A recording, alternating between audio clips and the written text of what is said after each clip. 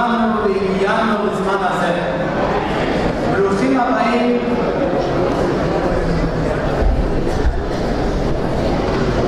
ברוכים הבאים לחגיגת העשור של בית חב"ד רחביה ונחלאות בירושלים.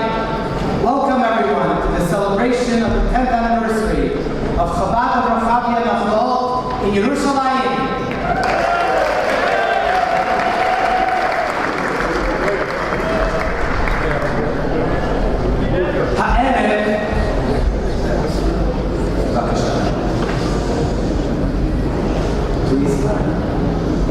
הערב אנחנו מצדיעים לפעילות בית חב"ד רחביה במשך קרוב ל10 שנים. החל משיעורי תורה, פעילות עם הילדים, חגים סביב השנה, עזה, ליל הסדר ענק עם 350 איש, סעודות שבת כל שבת, אתר חדש ברשת, התוועדויות, גם מעון ילדים, ובעיקר המשכן החדש שלנו ברחוב המלך ג'ורג' 52 שרכשנו לאחרונה. This evening we pay tribute to the accomplishments of Chabad Rechavia over the past 10 years. You may be familiar with some of the programs that we have done over the years, like Purim Azazaza, Shabbat and Chagim popular minyanim, and Shabbat meals. The largest Pesach Seder in Israel, with around 350 people, 1,600 followers on Facebook, and a very popular website, JerusalemChabad.org, adult education, and much more.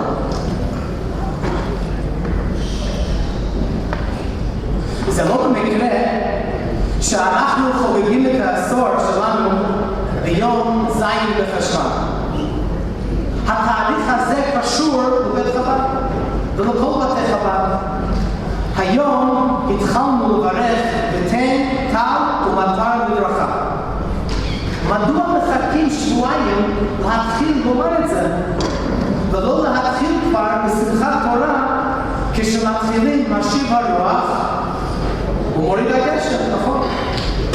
משום שמחכים, מחכים לאחרון שבישראל שהגיע הביתה אחרי עלייה לרגל ולא ייתקע בגשם. רק אז כולם יכולים להתחיל לבקש גשם לעת השם יתברך. By divine providence, this celebration is taking place on the 7th of the Hebrew month of Cheshvan. This is the day that we begin praying to Hashem to grant us rain here in Israel. Why did we not begin this tefillah on Simchat Torah over here where we started to say Mashiv HaRuach or the Geshem? The reason is because in the days when we had a Beit HaMikdash and Am Yisrael would come for Sukkot from all over the world, it would take up to 2 weeks for the person who lived the furthest away to return home. If all of us, Am Yisrael, would begin asking for rain right after Simchat Torah, then the people that were traveling home would get stuck in the rain and in the mud. Therefore, all of Am Yisrael would wait for them to reach home and only then begin to daven for rain. נשאלת שאלה פשוטה, מדוע לעכב ברכת הגשם עבור כל עם ישראל ועבור כמה יהודים בודדים שגרים להם במקומות רחוקים? הרי רוב רובם של עם ישראל היו צריכים גשם מיד בשביל צורכי פרנסה. אלא, הרבי מסביר, שמכאן אנחנו לומדים עד כמה צריך להיות האכפתיות שלנו כלפי כל יהודי כפשוטו. חז"ל תיקנו שכולם, כל עם ישראל, צריכים לחכות ולבקש כשתי ברכה, ובלבד שאפילו יהודי אחד לא ינזק, ואפילו לא יהיה לו קצת עם לימוד. An obvious question can arise.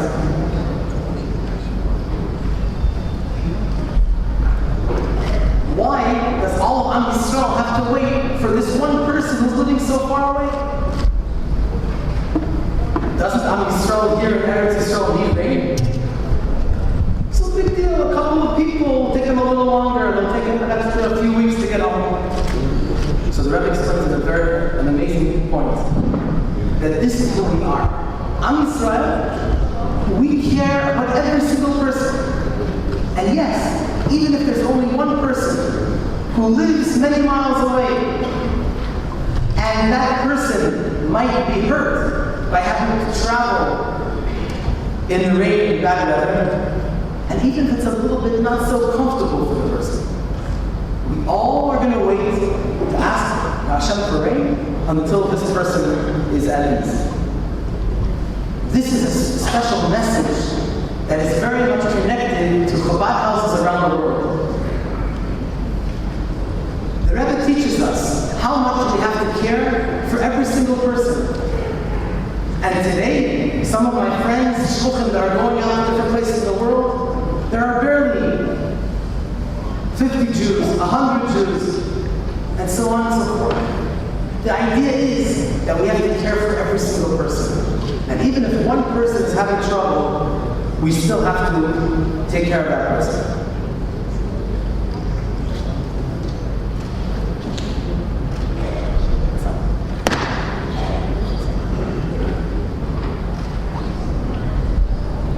Rabbi,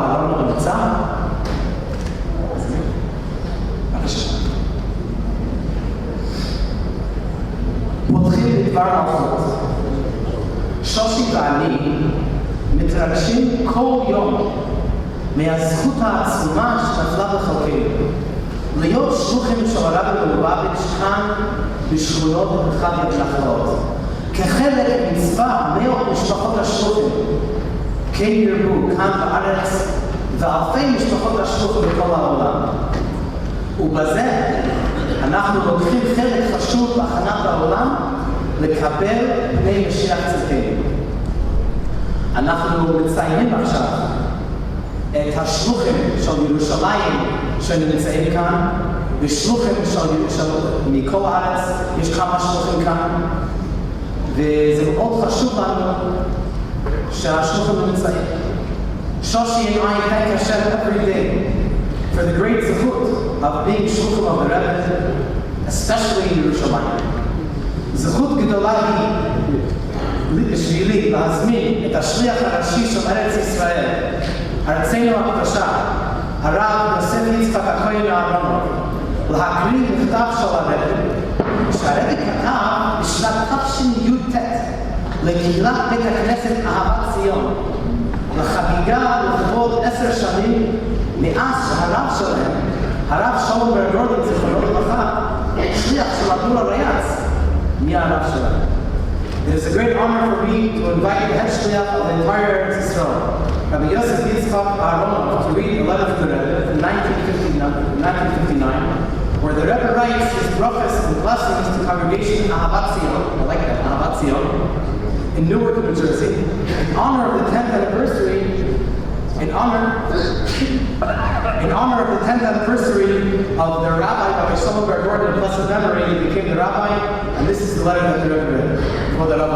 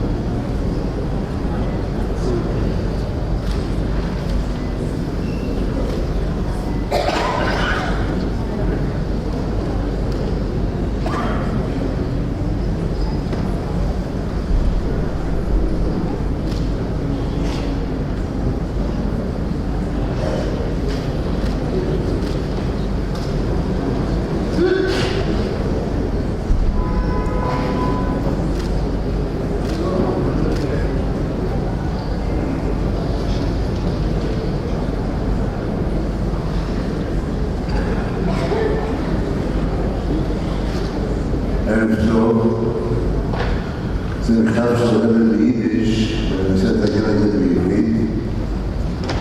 והרבי כותב, כמו שאמר, הרב שלכם כאן, מנהל עליו,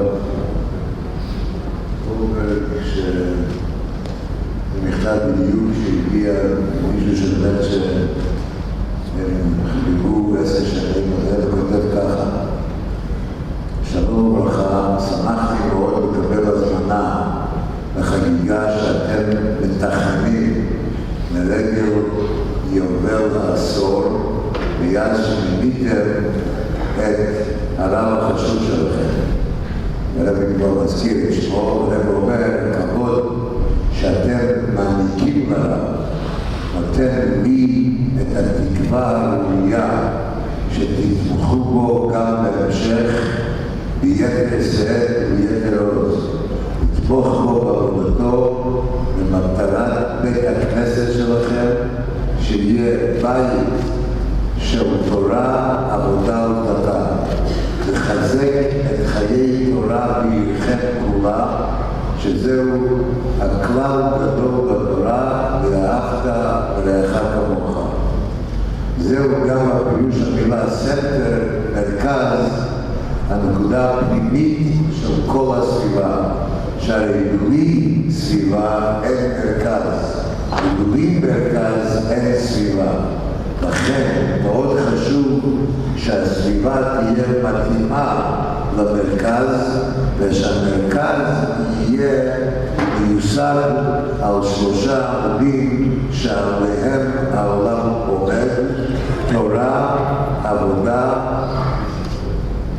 שזו תפילה, וגמילות חסדים צדקה, שעל גימול יסודות אלו עומד כל העולם כולו. גם העולם הגדול וגם העולם הקטן, זה האדם, העולם של כל יחיד. אני מאחל לכם, וגם הרב שלכם, הרבה שנים של עבודה ביחד ושל חיזוק 3 יסודות של הקהילה שלכם ושל עירכם בכלל, שהשם יתברך יברך אתכם בברכה והצלחה, החיים ולחיים, בגשמיות וברוחניות גם יחד, בכבוד ובברכה, ואני חותם בסביבת נקודת המשך.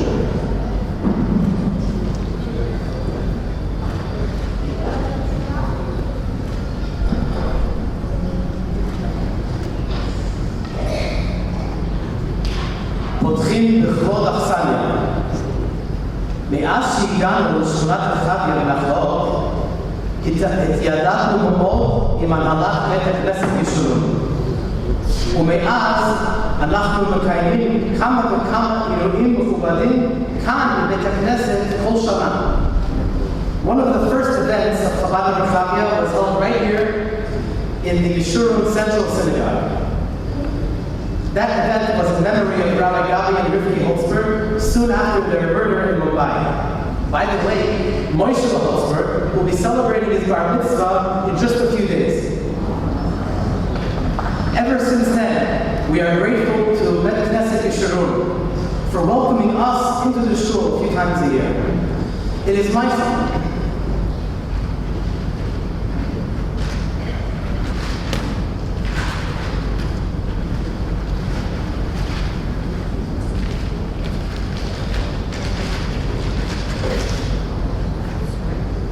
It is my sincere honor and pleasure to present a masterpiece of art on Jerusalem stone to the shul in honor of the leadership of this amazing shul Yeshurun, in appreciation for their kindness and generosity. This magnificent artwork is of Kriyat Yamsuf, the splitting of the sea. May Hashem shine upon this shul, the leadership of the shul, and everyone here, the great revelations that He showed us at Kriyat Yamsuf. אני מבקש להזמין את רבי גדליה שרייבר, יושב ראש בית כנסת, רבי אברהם זקס, רבי דיוויד ברגר ורבי סופר פולק. בבקשה לבוא.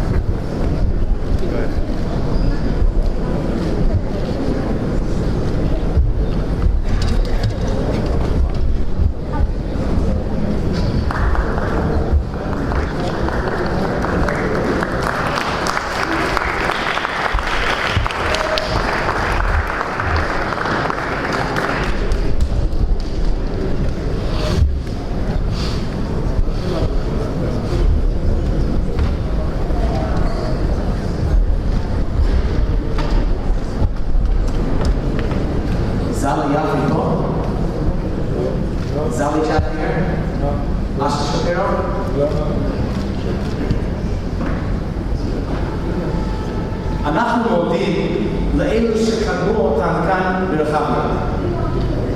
לפני שנים, הרב יחיאל אבא קוזלובסקי, זכרונו לברכה, ולהיבדל חיים טובים ארוכים, הרב אהרון הורוביץ שיחיה, ועוד הרבה משפחות שהשקיעו בפעילות ברוכות במשך עשרות שנים. אתם סללתם את הדרך בשבילנו, ולזה יש לנו הכרת הטוב עמוקה. We deeply appreciate those that were children here before we came to Rechavia, like Rabbi Aaron Horowitz and others that did great outreach activities. We stand upon your shoulders. A big round of applause.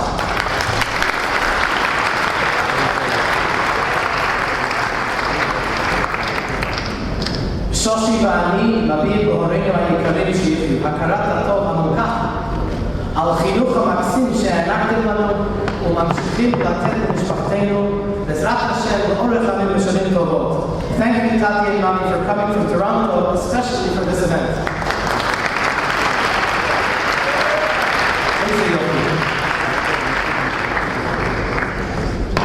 בדיוק לפני 7 שנים כאשר תוך זמן קצר, התחנת הרוח, אתם זוכרים את זה? remember את התחנה? נהיה צר מדי למניין בית חב"ד רחביה בשבת. פניתי לרב שפירו בשעתו. בבקשה לעמוד כבוד הרב הראשי ראשון לציון, בבקשה לעמוד, please rise to the chief rabbi בירושלים, בכבוד רב.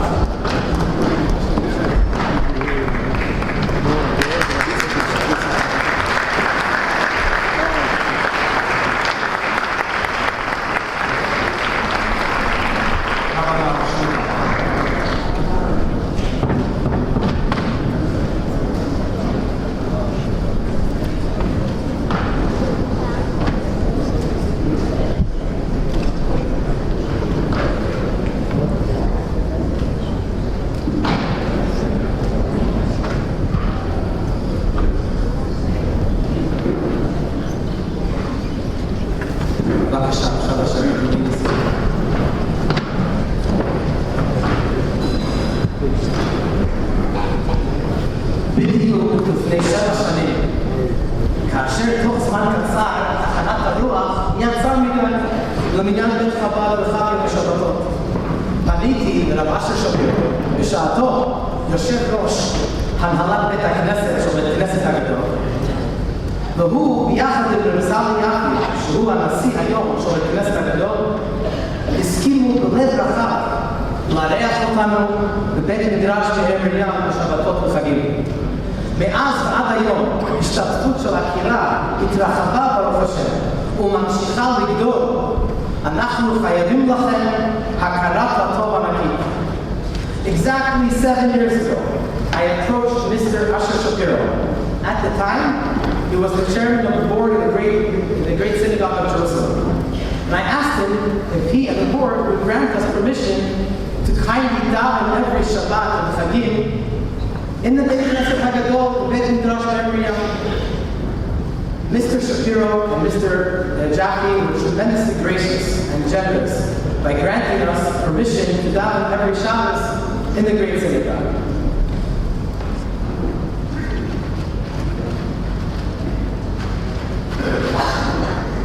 I am going to receive a gift on their behalf.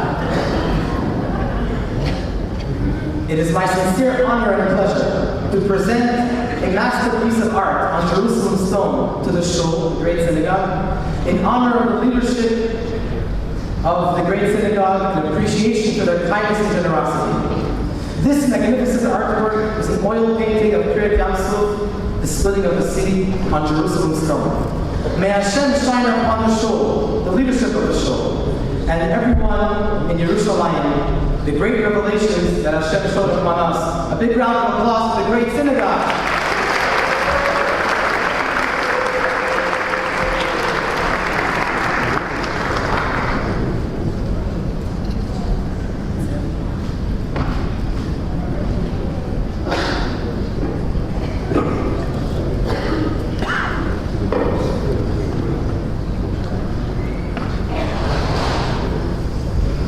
כבוד גדול הוא לנו שנמצא איתנו כבוד הראשון לציון, הרב הראשי לירושלים והרב הראשי לארץ ישראל לשעבר, הרב ראשי תמיד, הרב הגאון הרב משה שלמה אמר שליטה ואמר דברי ברכה. בהזדמנות זו הנני להזכיר בהערכה שיש רבנים חשובים שנמצאים כאן מהשכונה ומירושלים. הרב אמר למד בצעירותו בישיבת חב"ד במרוקו ונמצא בקשר הדוק עם בתי חב"ד כאן בארץ ובעולם. כבוד הרב מוערך מאוד, וזה כבוד גדול עבורנו שהרב נענה לבקשתנו לכבד את הקהל הקדוש הזה בדברי ברכה לכבוד בית חב"ד רחביה. Please rise as we welcome the Chief Rabbi of Yerushalayim, the former Chief Rabbi of Eretz Yisrael, Harav Shlomo Amar, which will deliver to us the words of bracha.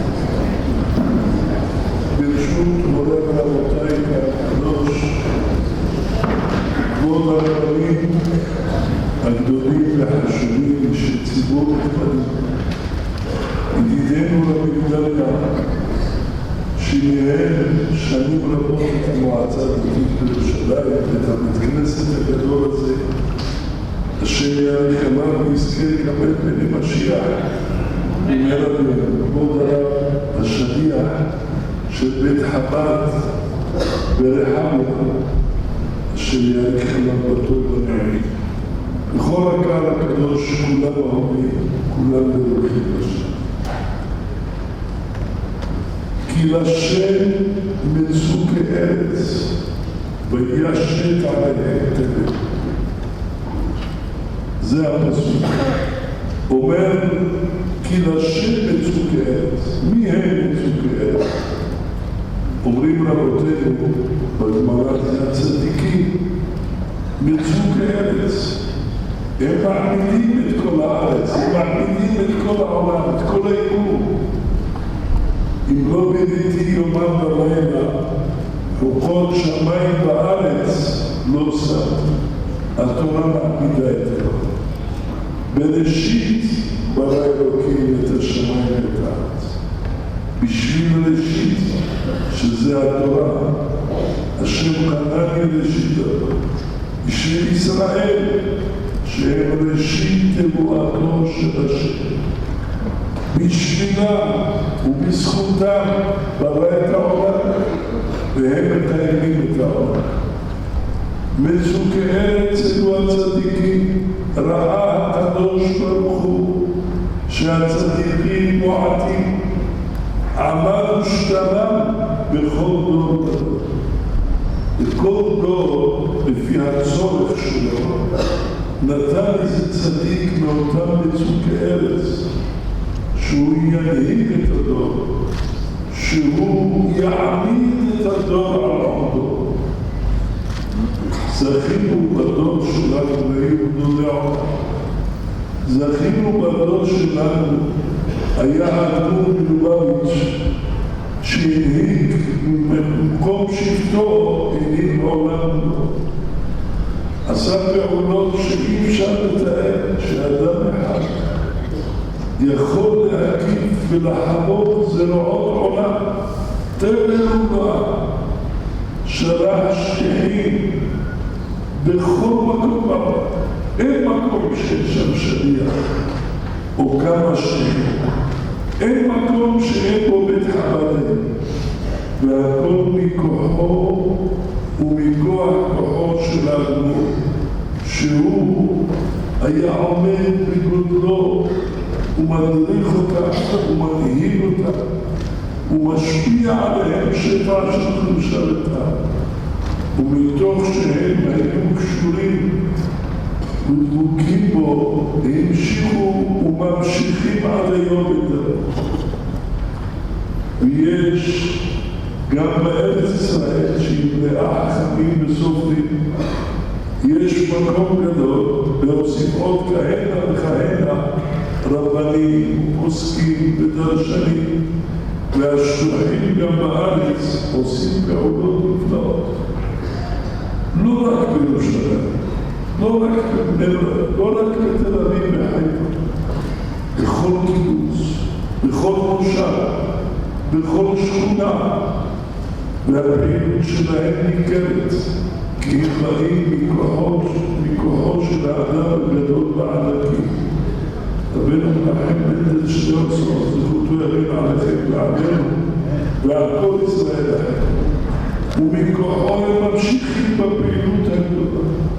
אבל אין פינה בעולם שמקומות של גידולי בית חב"ד לא היה מקום ליהודי שמגיע שם לשמוע מה זה כשרות, מה זה שופר בראש השנה, מה זה תפילת יום הכיפורים ומה זה שבת. הזדמנתי, כשאמרנו לרב, הזדמנתי בהרבה מקומות.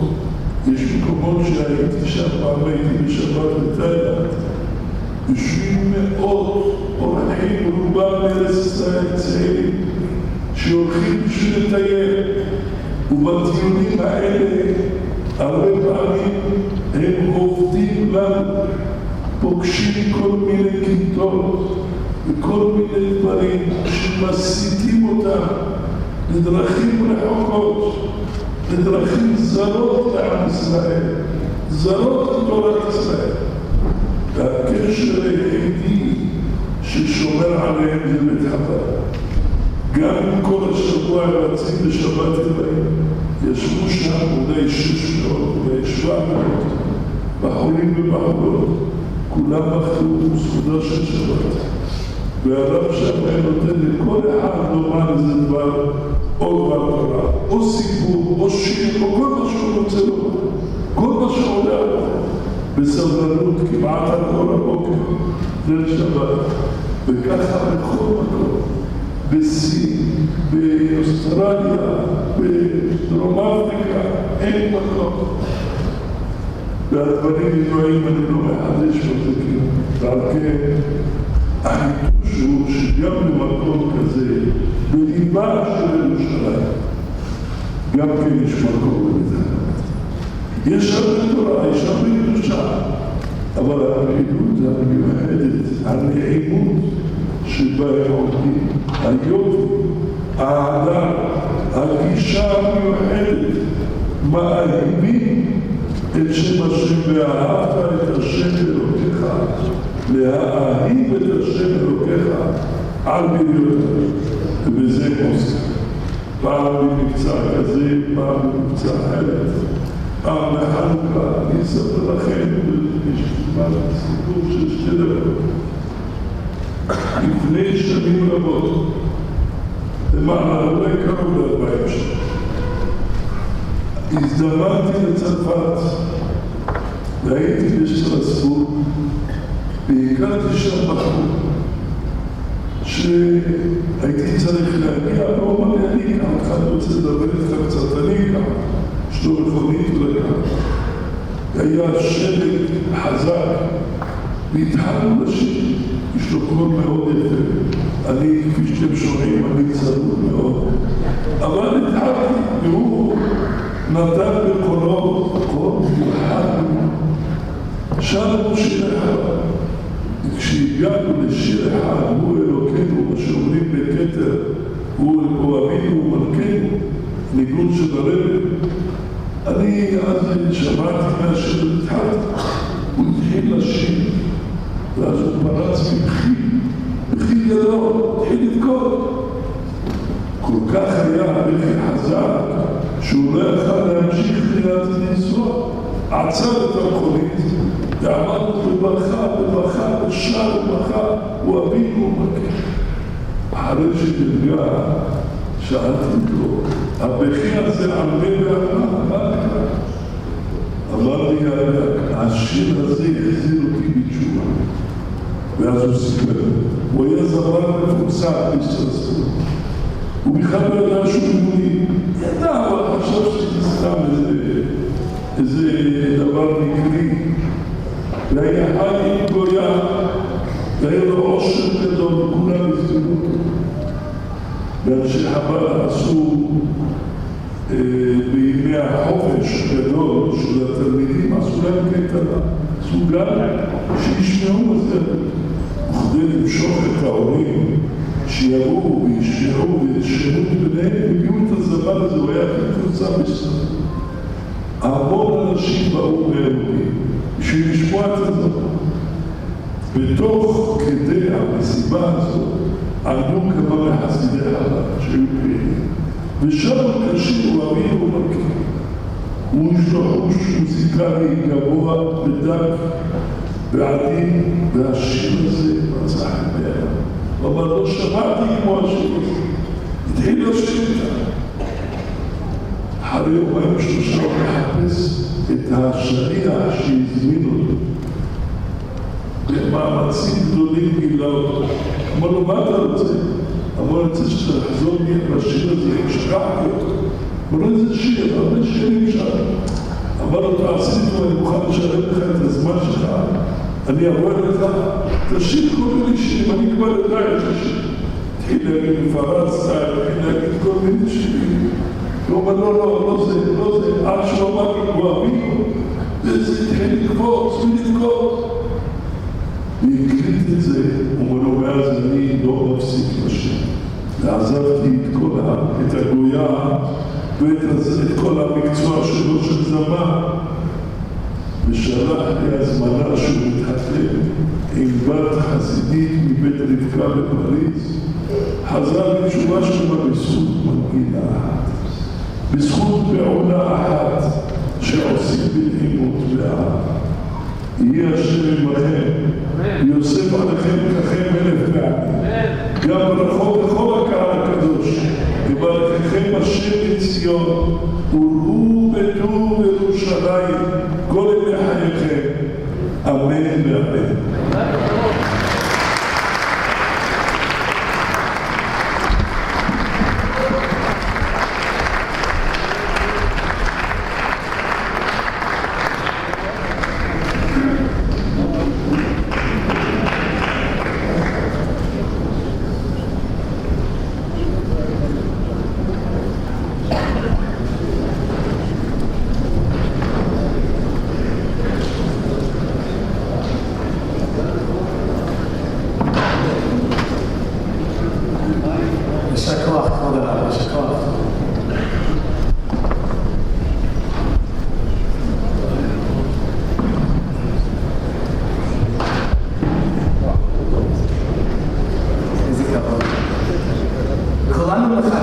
לשמוע את מקהלת רבתיים בניצוחו של ריצ'רד שבי ציון ובליווי מוזיקלי של רבי גולדסטיין עם סולו אורח חזן נתנאל לוביצקי.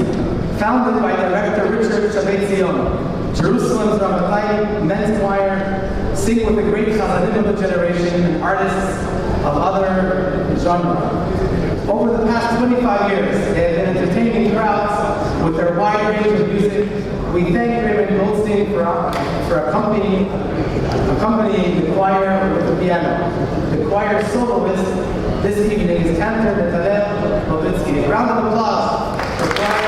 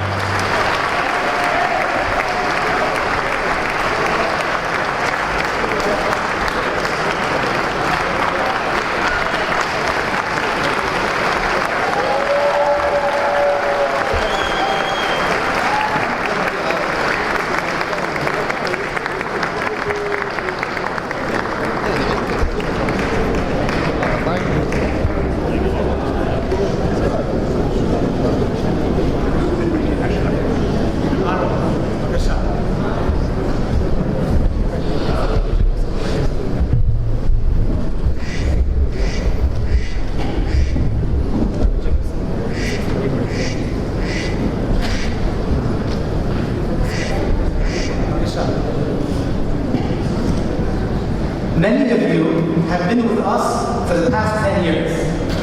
Many of you have joined us in the middle sometime. And some of you are here today for the first time.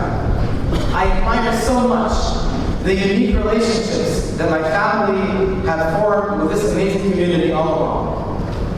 On this special evening, I want to show my deepest appreciation and admiration to one individual who has been and continues to be an extraordinary support to Chabad Rechavia in so many ways.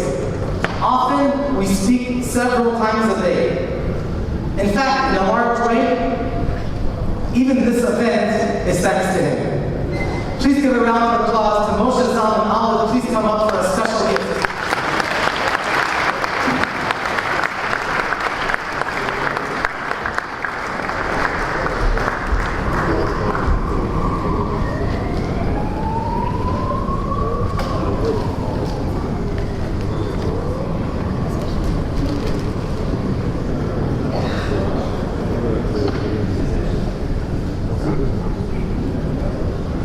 Moshe Zalman, thank you so much for being who you are, for all your advice and support, and moreover, for your true friendship.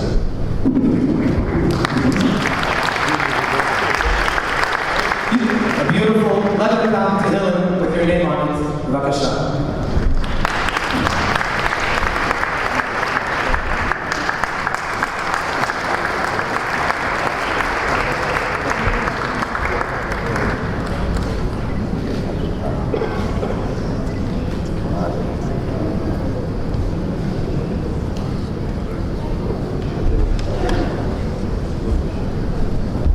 We thank all of our donors, and especially the donors of our recent building fund. And we especially recognize today that there are Aaron and Natalie Maber, the main donors of our building fund, right over here. B'vakasha, please give Mr. Maber and Mrs. Maber a big round of applause.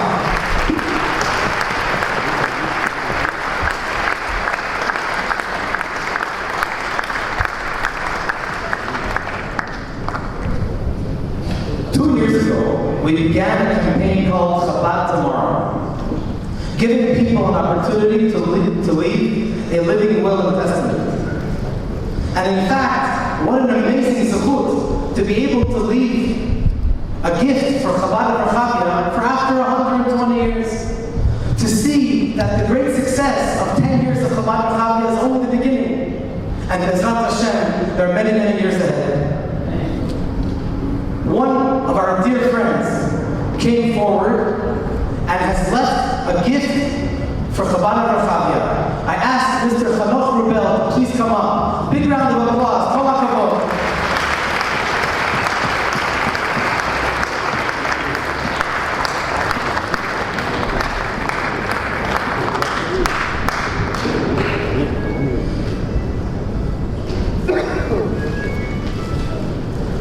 Here's a beautiful Tehillim, leather bound. It says Chanoch Rubel.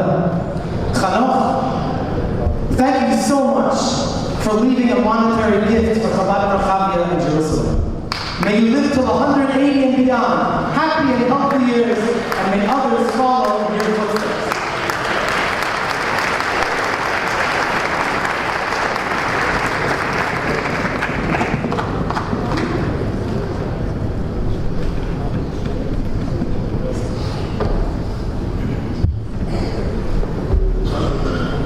Okay, for the video promo, this needs no introduction. B'vakasha l'chabot ha'or, kama dakot, a short video of Chabad Rechavia.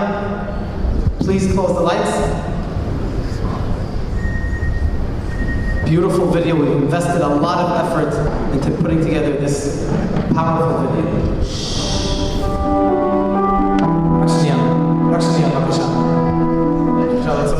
Can you please close the lights? Eli נמצא כאן? איזה עוצמה זה. Is Risa here? בבקשה. תודה, ריסה, יש לנו קשרים. צריך פרוטקציה פה.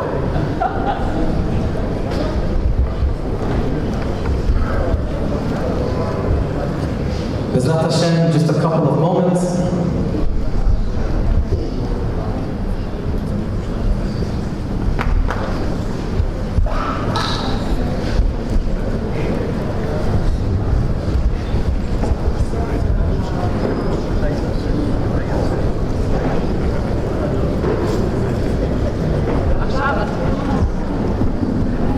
אלי נמצא? בבקשה, אוטו זוי. איך אומרים אוטו זוי בעברית? תתחיל מההתחלה. אחי? הלו?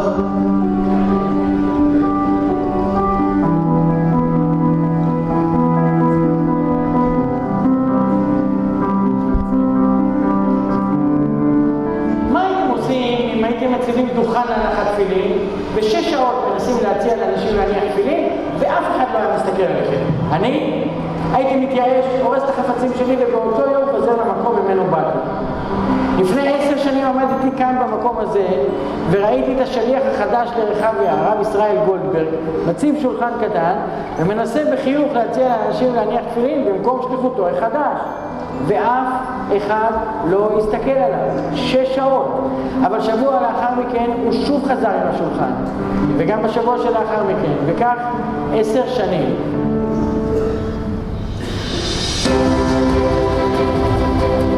בית חב"ד רחביה חוגג עשור של פעילות. מה אנחנו בעצם יודעים על בית חב"ד? בואו ניכנס פנימה.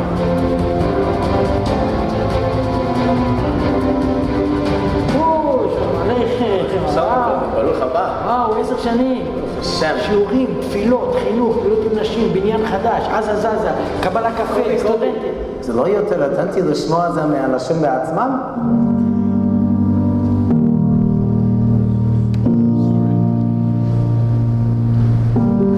My name is Mark Halawa. I was born and raised in Kuwait. What brings big joy to my heart when I pass by the area of Chabad of Rechavia and see a big sign across the street that says, Shamarnu lecha kiseh, we have saved you a chair, we have saved you a seat. I mean, who says that? Who does that? It makes me smile. It makes me smile and just turn my plans towards Chabad. The choice for going Chabad is like second nature, because Chabad is always there. סעודות השבת מתקיימות פה בחב"ד רחביה בירושלים. באים המון אנשים ולא חסר כלום. להיות יחד, להרגיש חגיגיות. אני יודע שיש תמיד איזה דבר תורה או דברי תורה ושולים טוב שאנשים מהקהילה מכינים. הפעילות שלנו בעיקר מתעסקת עם כל מה שקשור לסעודות שבת, עם לתת לחבר'ה הצעירים והסטודנטים פה טעימה מהיהדות, מלגות, שמחה.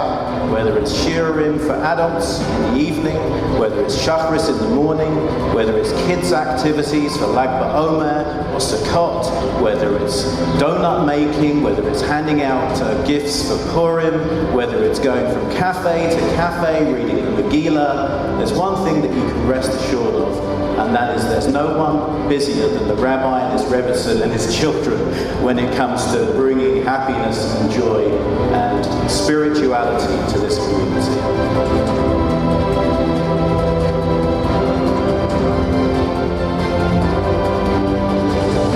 We are about to open now Hashem's Torah. We are about to begin learning Hashem's infinite wisdom. שירים של הרב גולדברג ממש מעשירים את החיים שלנו בארץ. אני מגיע לשיעורים בבית חב"ד ולמפגשים בשוש קפה. לאנשים מגיעים בשמחה לשמוע, להשתתף, להתבטא בזכות הפעילות העשירה של בית חב"ד ברחביה. היה אירוע שבמיוחד שווה את ליבי הפרשת חלה. והיו דתיים וחילונים וכולם שמחו להגיע לאותו ערב מאוד מיוחד. מה שממש משמח אותי בגן של חב"ד זה שהבנות חוזרות הביתה, שרות כל מיני פסוקים ושרות את התפילה, וזה ממש מביא כאילו שמחה הביתה, זה מביא את החגים, זה מביא את השבתות. איך את שלנו תפילה?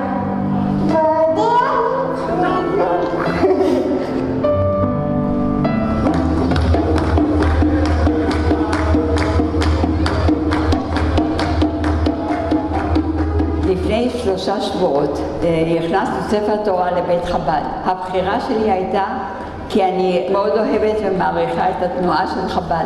אני גם מבקרת מדי פעם בפעם בבית חב"ד, יש להם היום מקום חדש, מאוד יפה, קטן, אינטימי. עשו מפגש בין צעירים ברוח וצעירים בגיל, ופגשתי אז בחורה סבירה נחמדה. אני עד היום שומרת על קשר שנמשך למעלה מ5 שנים, והכרנו את זה אז בבית חב"ד.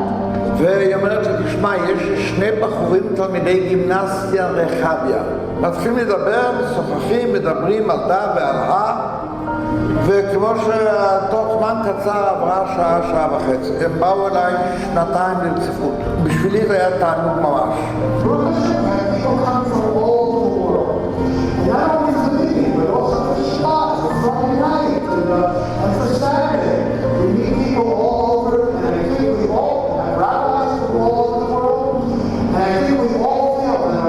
This has become a very important and essential part of our Judaism, and we want everyone to participate with us. כשאני מתחיל את היום מתפילה זה נותן לי יום אחר. ההתחלה של היום עם איזשהו אור. והמניין הזה מבחינתי זה האור שלי. כשאתה מגיע אתה מרגיש חום ואהבה, והלחיצת יד בבוקר והחיוך הזה זה כבר נותן כבר כניסה אחרת ללב. בסוף התפילה יש את הדברי תורה של הרב, את הפרשת שבוע, את החיזוק היומי. זה עוד משהו שמוסיף לך גם ליידישקייט. אתה מרגיש שנכנסת היום עם איזשהו דבר רוחני, איזשהו דבר תורה. The Lubavitch Rebbe has always said we're living in revolutionary times. It's remarkable to see how every Jew, man, woman, and child, young and old, feels welcome at Chabad of Rechavia over the past 10 years, day in, day out. Please join us whenever you are here for shiurim in English and in Hebrew. בית חב"ד זו משפחה, זו קהילה, וגם אני כתושב השכונה גאה ושמח להיות חלק מהקהילה הזאת. תמיד מוזמנים. אין תעסוקה מהנה בעולם כמו להיות עסוק כל היום 25/8 לתת ליהודים את הכיף של היהדות, לתת להם הרגשה שהם חשובים, כי אתם באמת חשובים.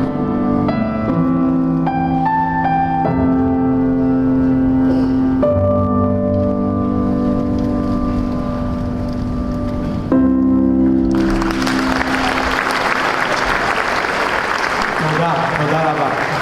תודה.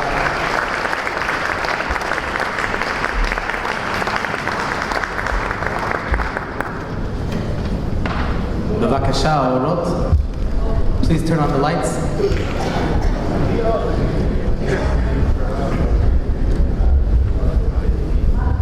יש עוד כיסאות למעלה. מי שצריך כיסא, יש עוד כיסאות למעלה. Rabbi Yossi Jacobson.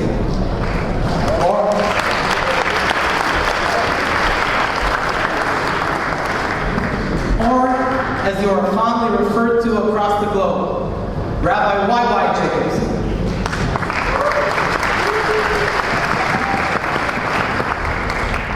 In one of your thousands of successful articles and lectures that you write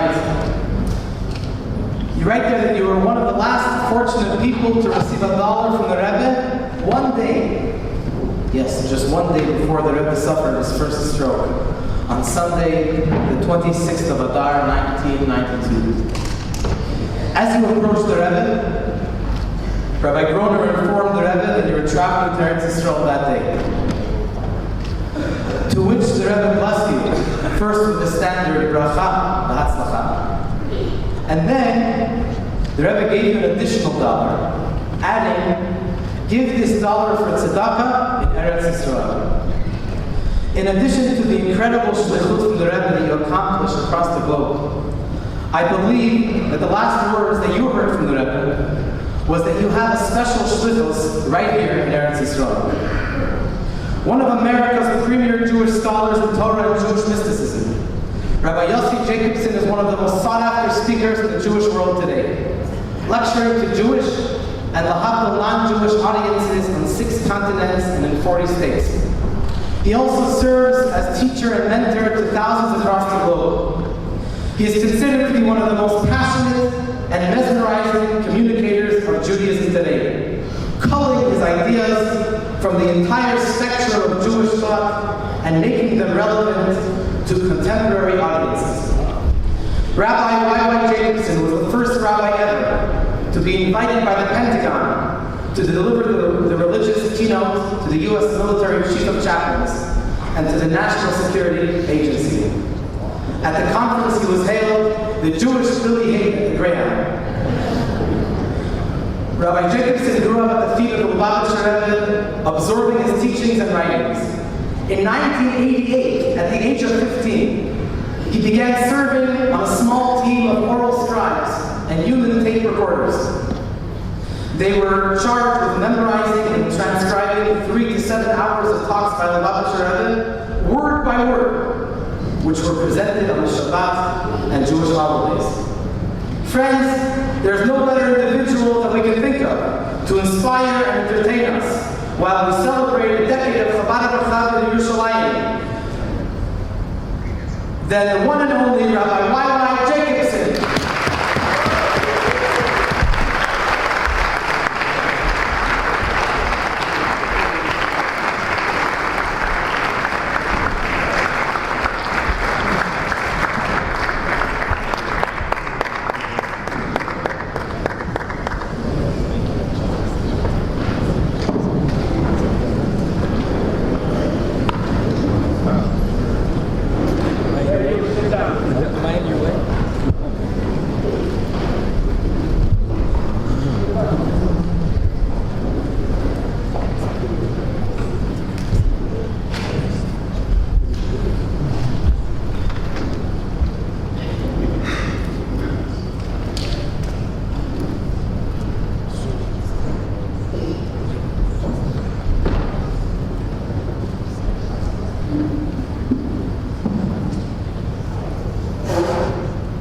Wow, thank you so much, Rabbi Goldberg.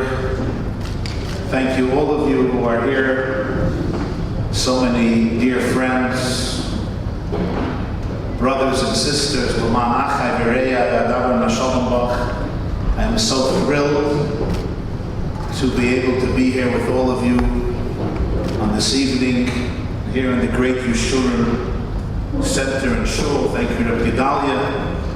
And thank you, and Rabbi and Rebbe Goldberg, for bringing us all here together, celebrating 10 remarkable years of Chabad in this great neighborhood of Rechavia, founded, I think, around 1924, right?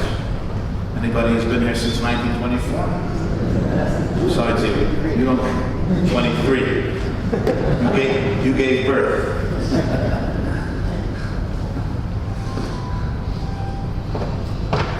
Thank you, and thank you for your very kind and illustrious words. I'll just make one correction, Rabbi Goldberg. Thank you.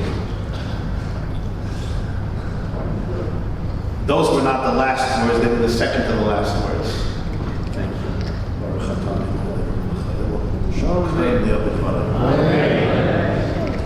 Thank you.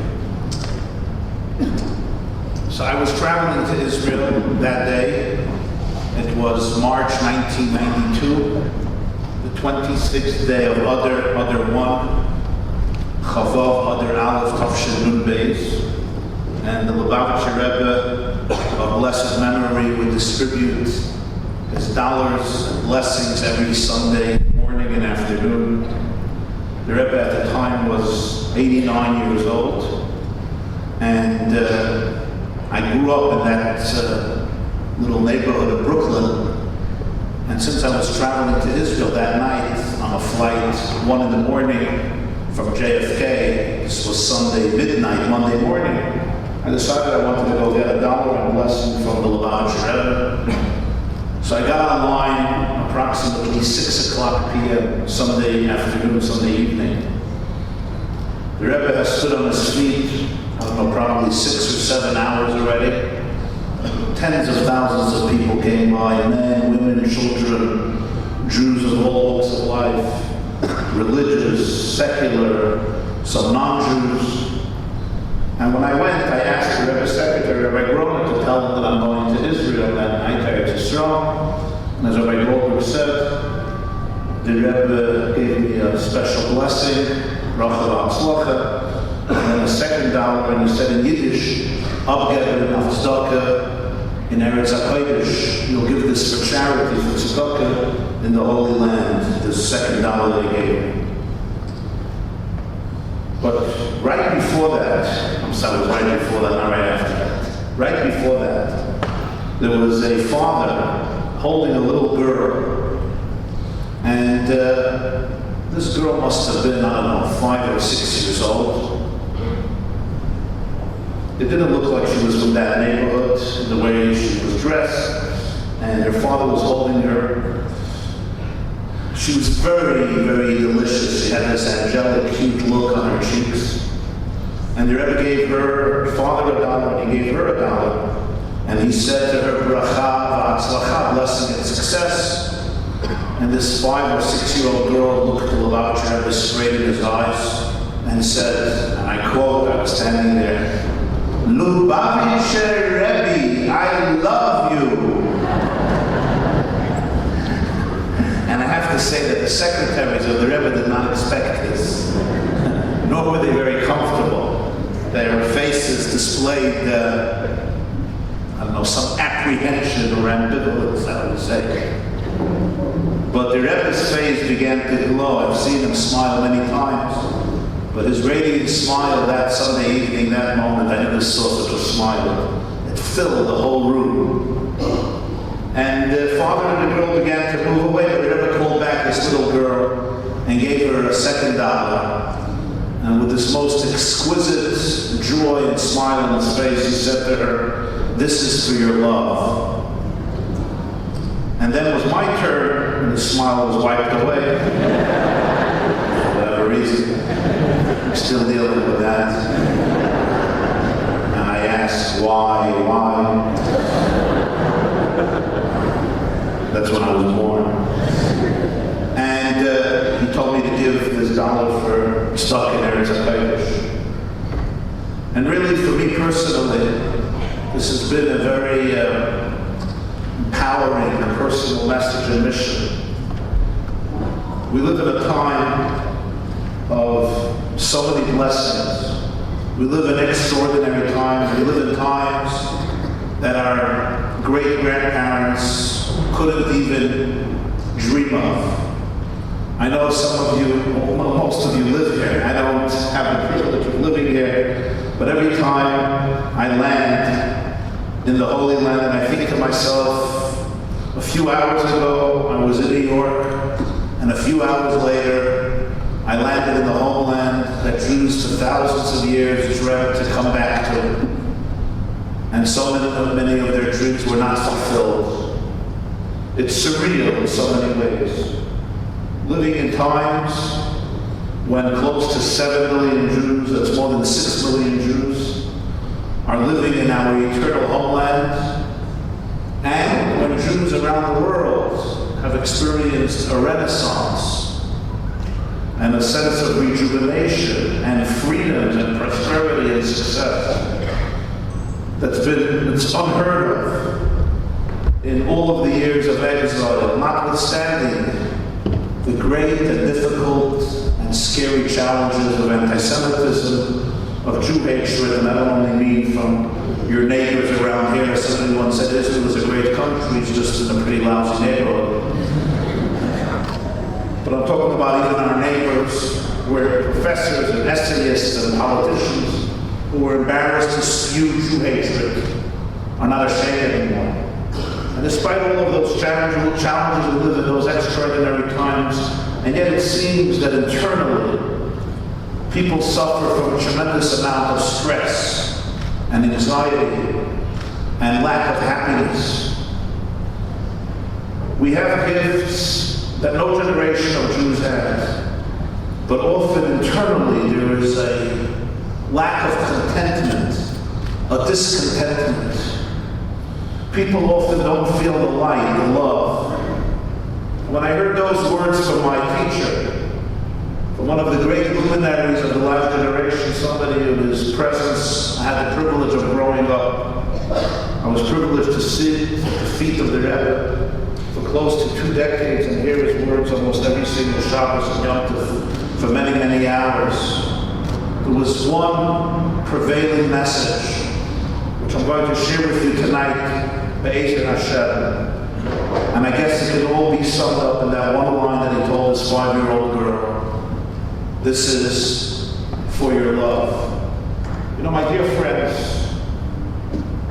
they say Professor Albert Einstein who was considered the greatest scientist of the last generation. Time magazine declared him man of the century in Y2K. They had a choice between two people. Who was the most important, influential person of the 20th century?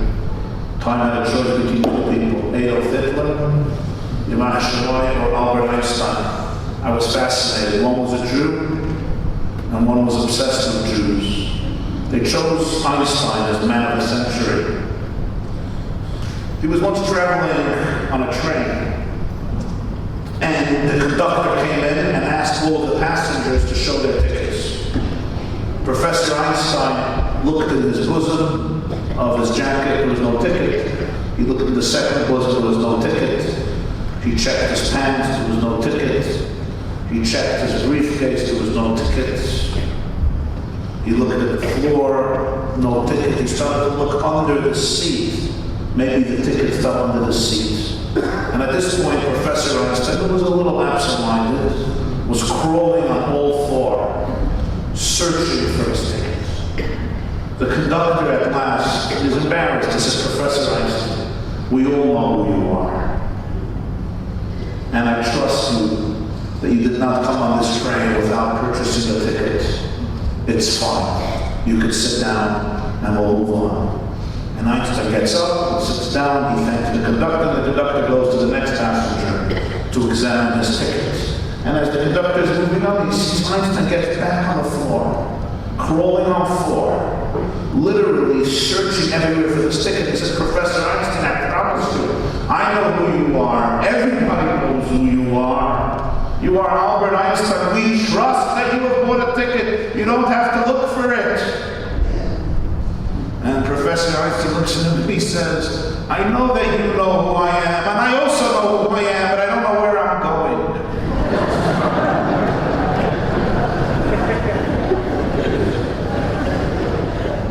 And I think of this anecdote. It reminds me of the Israeli one, you know, that timeless Israeli one, or Moshe Dayan. Some of you remember Moshe Dayan. He was your defense minister at some point. And he had a patch on his eye from a wound in the 1940s. He was driving on an Israeli highway.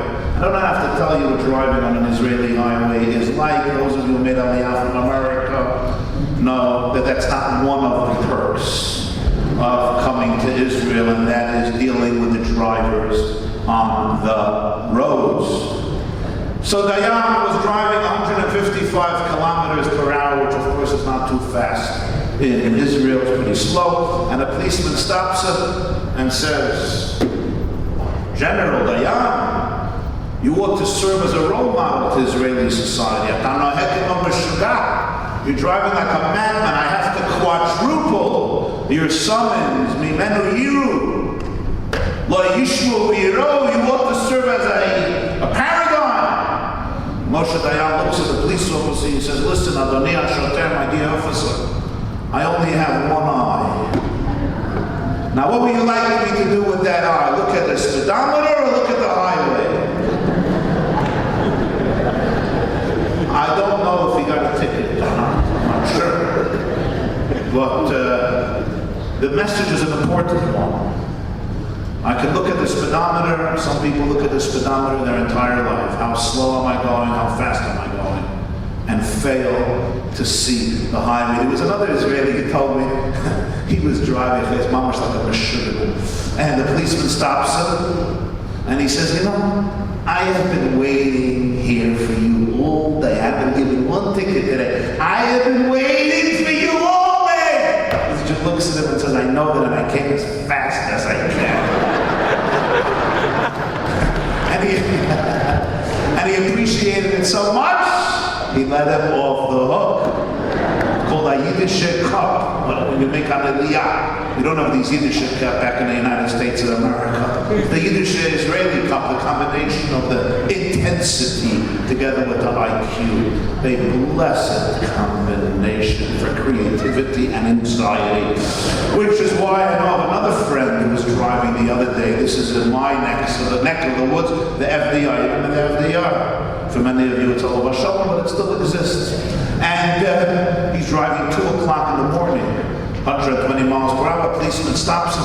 He says, why are you driving so fast at 1 in the morning? Where are you going to? He says, I'm going to a lecture. Policeman says, 1 o'clock in the morning, who's going to give you a lecture? He says, my wife. So,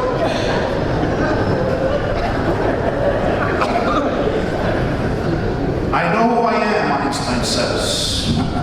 I just got it. I know who I am, but I need to know where I'm going. So the Rambam, our great teacher, the Rambam, Nachmanides, Rabbeinu Moshe ben Nachman, the great 12th century and 13th century Spanish sage, who then comes up to Yerushalayim, to Eretz Yisrael, where he passes away, asks the famous question in the beginning of Lech Lecha and says, usually every hero in the Tanakh is introduced with a resume, with a curriculum vitae. Why him? V'noyach motzachein be'enei Hashem.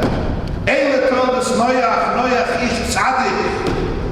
A CV.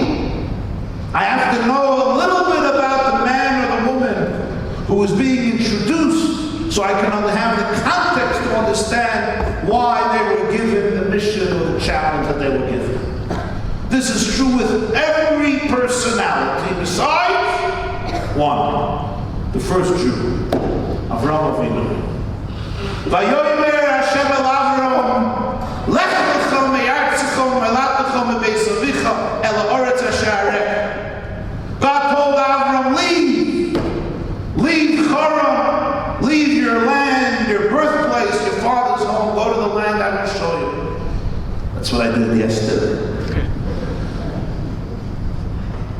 I'll turn you into a great nation. And hence the story of the Jewish people commences. Why? Why? Give me an introduction. Give me one verse. Avraham was a good man. He was noble. He was moral. He sought the truth. He was a searcher. He was a theologian who discovered monotheism.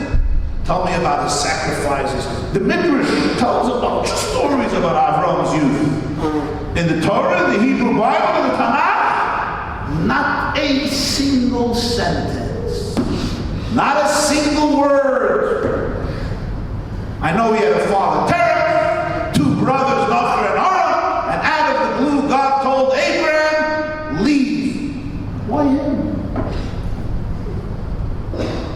No mention. No introduction. This is a great question of the Rambam. Brilliant question of the Rambam. A very difficult one. When you're reading the text, you wonder, tell me, give me context. I need to understand, what did you see in this person? Various answers have been given. The Rambam gives his answer. Maharal of Prague gives a very famous answer in this book, in his Magnum Opus, Netzach Yisrael. Other answers. Tonight, I want to share with you a 2-line answer, maybe a 3-line answer, that was presented by the second Rebbe of Ger, the Svasemes. Rabbi Yehuda Aryeh Leib, Alter of Ger, who passed away, Tafir Samach, in 1905, in his work Svasemes on Lech Lecha. He has a 2 or 3-line answer to this question of the Rambam. And that's the answer I want to share with you, my dearest friends, this evening. But you know the Svasemes is very cryptic. 2 lines and you have to figure it out. In order to give you an understanding of the Svasemes, I'm going to change the subject. It also helps for all the ADDs and ADHDs who come to hear me. ADHD acronym, attention deficit, hey donuts. So I don't stick to a subject for too long, don't worry. You can come back, I know you're ready, I went for too long. We're finished, you can come back to me, wake up. We're off to the next subject, we'll get back to the Svasemes as my ADD doesn't kick in too heavily.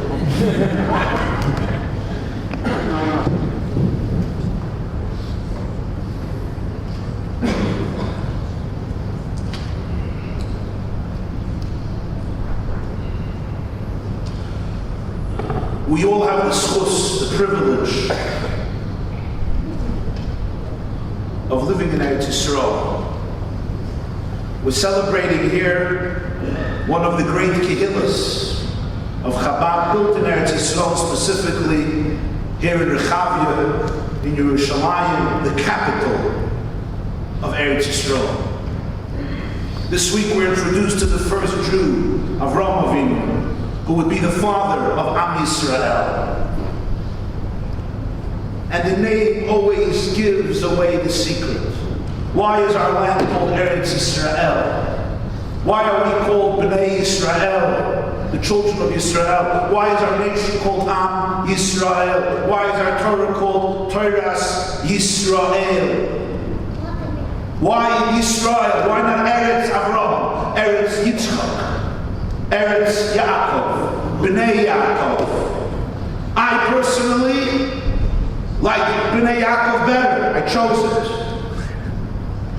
Jacobson. But nobody else agrees. I had no choice because we come from Georgia, my family, and my name is not Jacobson. My name is Jacobashvili. Jacobashvili is the real name. But my grandfather got out of Stalinist Russia through forging his passports and identity, so the name changed. But we're not called Bnei Yaakov, even though we're all Jacobsons. We're all sons of Jacob, sons of Abraham, sons of Isaac. We're called Bnei Yisrael. We're in Eretz Yisrael. Why? So everybody knows the story. We're going to learn it in a few weeks. That mysterious moment when Yaakov's name is changed. Midlife, in the middle of the night, he's traveling home from Mesopotamia back to the Holy Land. He's about to encounter his brother. He's terrified from his brother. He sends a bride. He prepares for war. He prays to Hashem. Dorim, Tfilah, Milchama. And on the night before he meets his brother, in the middle of the night, Vayivaser Yaakov Levadoi, Vayavik Ishimai Adaloi Sashachar. Yaakov remains alone, and a man wrestles with him till dawn break. As a result of that wrestling, Yaakov is maimed, he's limping, but that man does something else. When Yaakov asks him for a blessing, he says, "What is your name?" And when he introduces himself as Yaakov, he says, "No, wrong name. Yisrael, Israel must become your new name. Ki sarisa im Elokim b'manashim v'atuchel." You wrestle with God and the people, and you have prevailed. What is the mystery of that story that gave us our name? For eternity, each and every one of us is a member of Am Yisrael, Bnei Yisrael, not Yaakov, even though Yaakov is his original name. So many different interpretations have been given over the ages, but tonight I present to you one by the grandson of Rashi, known as the Rashbam. Rashbam, which is an acronym for Rabbi Shmuel ben Meir, was a son of Rashi's daughter Yocheved, married a man named Reb Meir, and they had at least 3 children. One child, Yitzchak, was known as the Rivon, Reb Yitzchak ben Meir. A second child, Yaakov, known as Rabbeinu Tam. And the third child, Shmuel, who came to be known as the Rashbam, Rabbeinu Shmuel ben Meir. The Rashbam lived in France, in the country of his grandfather Rashi, was born approximately 1085 and passed away approximately 1160, a few decades after his great illustrious grandfather by whom he learned. Rashbam writes in Parshas Vayeshev, in his commentary beginning of Vayeshev, that I argued with my grandfather when we learned together. V'hoidoli, he acquiesced to me, he even told me that he would rewrite many things differently because there are new ideas that come into his mind every single day. Every single day you could rewrite a Rashi. The Rashbam maintains that he follows the depth of the literal interpretation and is sometimes critical of his grandfather Rashi, who in his opinion sometimes embraces more the Midrashic side. And there's one interpretation I share with you from the Rashba. It's not well known. It's extremely original and creative, and according to him, it's a simple reading of the text. What this battle of Yaakov was about. And the Rashba compares it to two similar battles, basically showing the common denominator between the three and then allowing one to give us meaning for the other two. And he says, let's look at the story of Moshe. Moshe is coming back to Egypt from Midian at the beginning of Shemais, so what happens? He stays in a hotel. And what happens there? On the derech, on the road back to Egypt with his wife and 2 children. God meets him. God meets him and wants to kill him. And his wife does a fast risk and saves the situation. Says, wow, Yaakov is on the way, and somebody meets him and tries to kill him. Yaakov is later going to say, Ki ra'isi Elokim panim el panim. He is convinced that he saw the face of God and almost killed him. Moshe again. And then the Rabbi says into the third story. The third story is Yonah. The great prophet Yonah, who's given a mission to go to Nineveh and cause the country, the city, to morally transform themselves, and he runs away. He runs away to Tarshish. We know the end of the story. The tsunami, the turbulence in the sea causes them to overthrow him, to cast him into the sea, swallowed by the whale.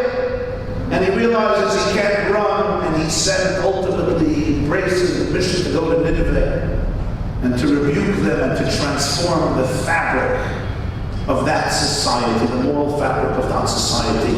And the Rashbam says all these 3 stories have the same theme. 3 people trying to run away from their mission because of a fear that enters their heart from this mission. Yonah, the story says, ran away. Moshe, he says, also tried to run away. We know at the burning bush, he argued with God for 7 days. I don't want to go. Shlach lo v'yatish. Send somebody else. Reluctantly he agrees, but the Rashbam says, at this point, Moshe said, you know what? I'm just going to stay in the hotel for a couple of years. Must have been a Ritz-Carlton on the way from Midian to Egypt. I'll stay in the hotel. And at that moment, he says, God comes to stop Moshe from running away. He says, Yaakov didn't want to face this. At the last moment, he said, I'm out. I don't want to confront him. Vayivoseh Yaakov levadoi. He was about to run away in a different direction. And this angel stopped him from running away. Can't run away. Stay. And at that moment, he gets to stand strong. And I asked him a question. Why did these 3 people want to run away?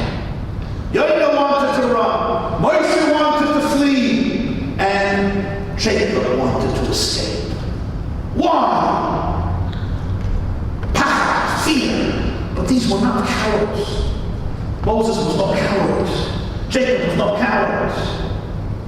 What were they afraid of? What were they running away from? Why did God have to come himself or send an angel to stop them?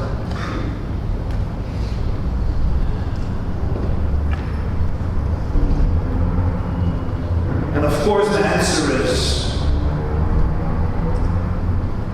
this was not just a fear. Something may happen to me, somebody may harm me. This was a much deeper fear. There was a fear of feeling that they are unworthy of such a titanic, awesome, and great mission.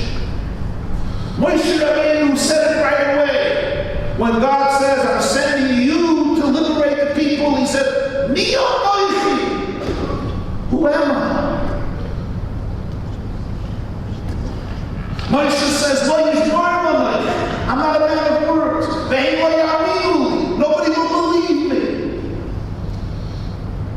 I am not the right person to fill these shoes and become the liberator, the redeemer, the great mentor, leader, and teacher of the Jewish people. Yonah is very ambivalent about being sent on a mission to Asher, to the Assyrians, to the Ninevites, to the arch enemies of the Jewish people, to have them repent. He doesn't want this mission. This is not a mission he's excited about. To go and cause their repentance of these people who don't like the Jewish people. What about Yaakov? What about Jacob?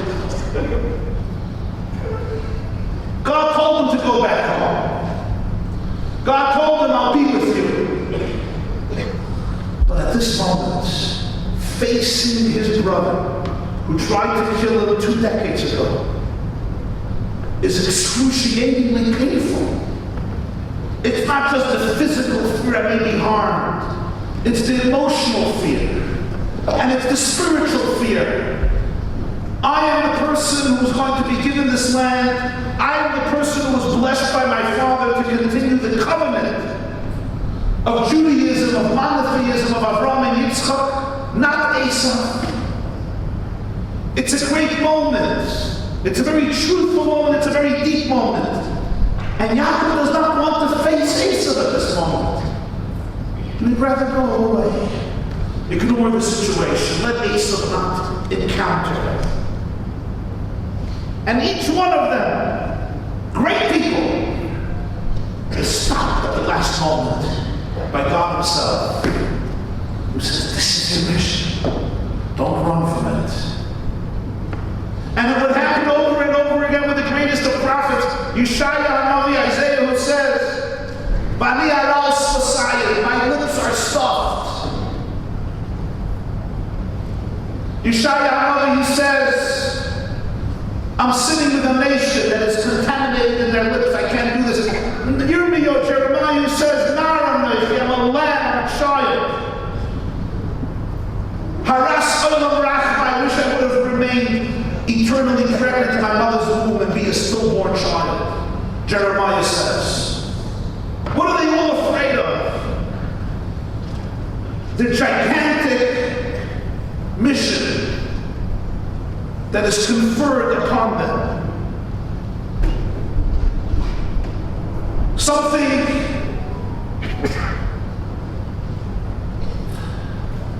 that is very deep, very intense, and extremely powerful.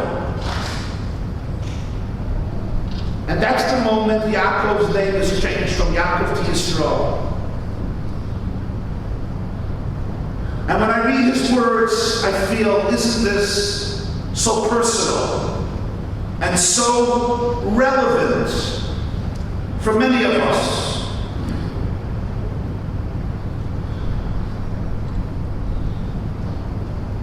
Because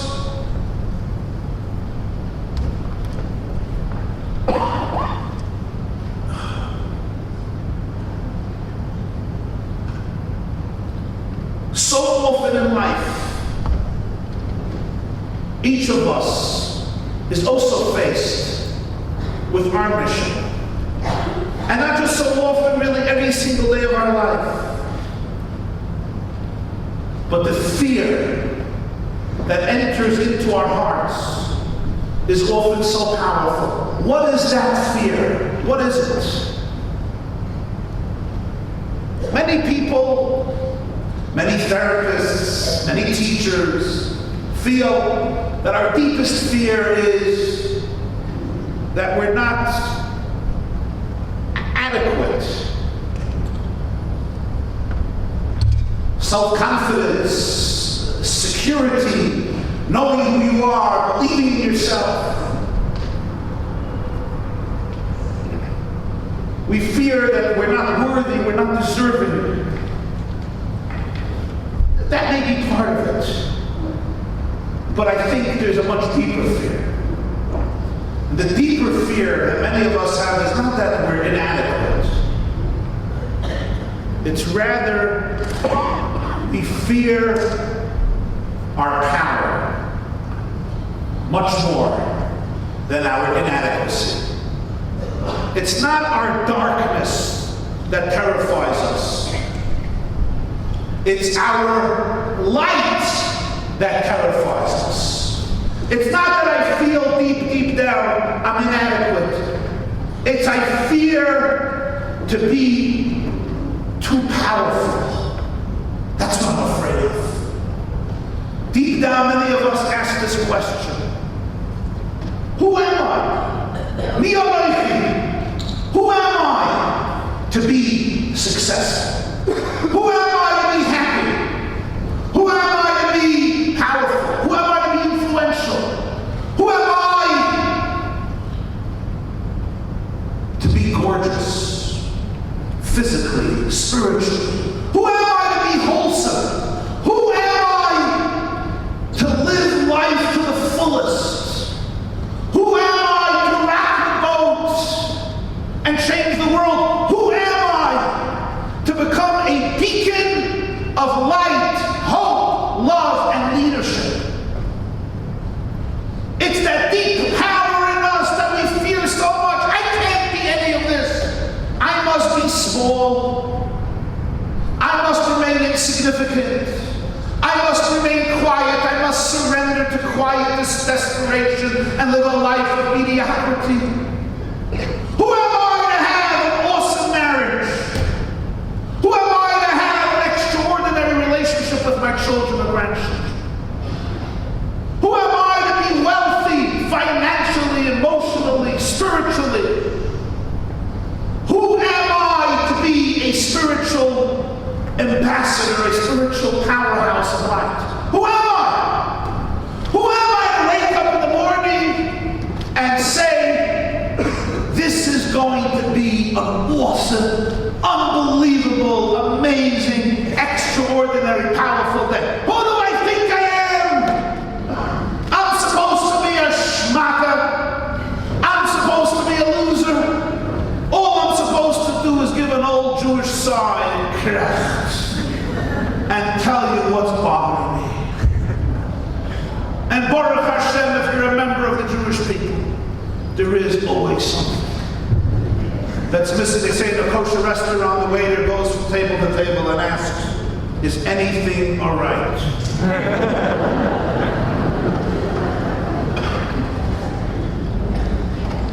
But you know,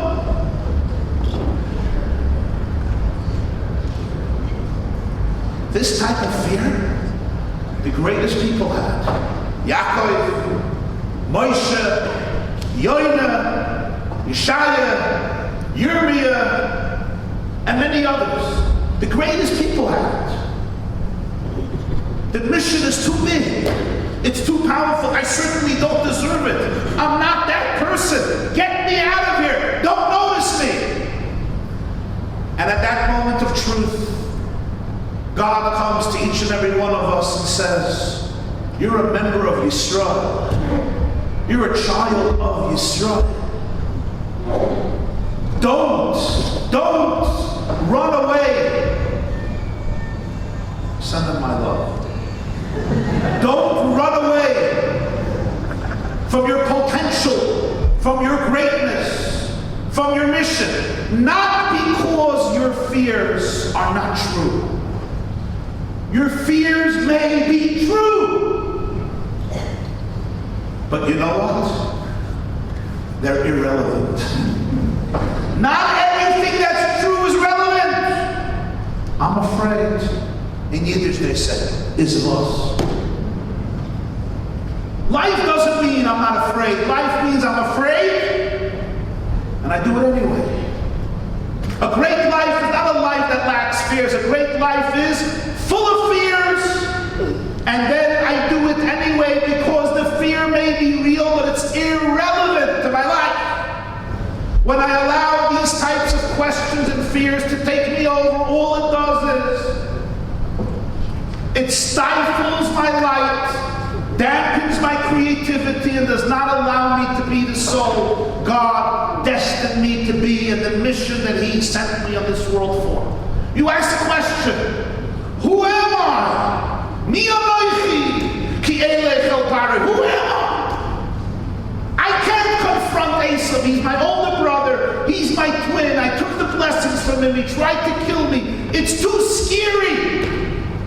I'm the one who was chosen to continue the covenant. I really cannot confront Esav. Who am I? But the deep message of Judaism to every single one of us is, who are you? You're a prince of God. You're a daughter of God. You're a son of God. Who are you? You are an ambassador of infinity. As the Tanya says, every soul is a chelek elekami mal mamish. You're a fragment of heaven on earth. Who are you? You are an ambassador of the divine, an ambassador of love, of light, of hope, of healing, of redemption. An ambassador of truth, of authenticity, of integrity. An ambassador of Torah, an ambassador of Yiddishkeit, an ambassador of Avos Hashem, Avos HaTorah, Avos Yisrael. What do you mean, who are you? Do I have trauma? Do you have trauma? Yes. Do I have fear? Yes. Do I have issues? Yes. I don't know about you, I know about me. Do I have struggles? Yes. Do I have dilemmas? Yes. Do I think sometimes this mission is completely not for me? Absolutely. But I am bigger than my trauma. You are bigger than your fears. Your soul is a piece of infinity. God is telling them you have to realize who you are. Your fears are real, but they're irrelevant because you are bigger than them. You are not your fear. You are not your trauma. You are not your pain. You are not your challenges. You are not your paralysis. You are not your anxiety. You are not your stress. I know the anxiety does not believe a word I say. And when your anxiety sets in, the anxiety's message is, I am you forever, and you are me forever. You are my soulmate. We shall become one. I wish you could have the same romance with your spouse like you have with your anxiety. I mean, come on, you know how to tell your husband or wife, I need a little private time, right? Why can't you do that with your anxiety? Just tell your anxiety, I need a little private time. Because your anxiety says, no, I'm not only married to you, I am you. You are a shtick anxiety. This is your mission. This is your raison d'etre. This is your destiny. Thank you. That helps for anxiety.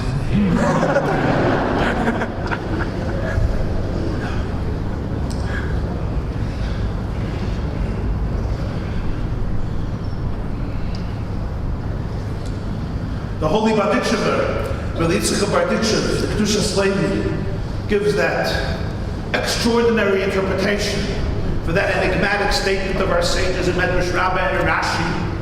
Af Noach miktane amona hoya.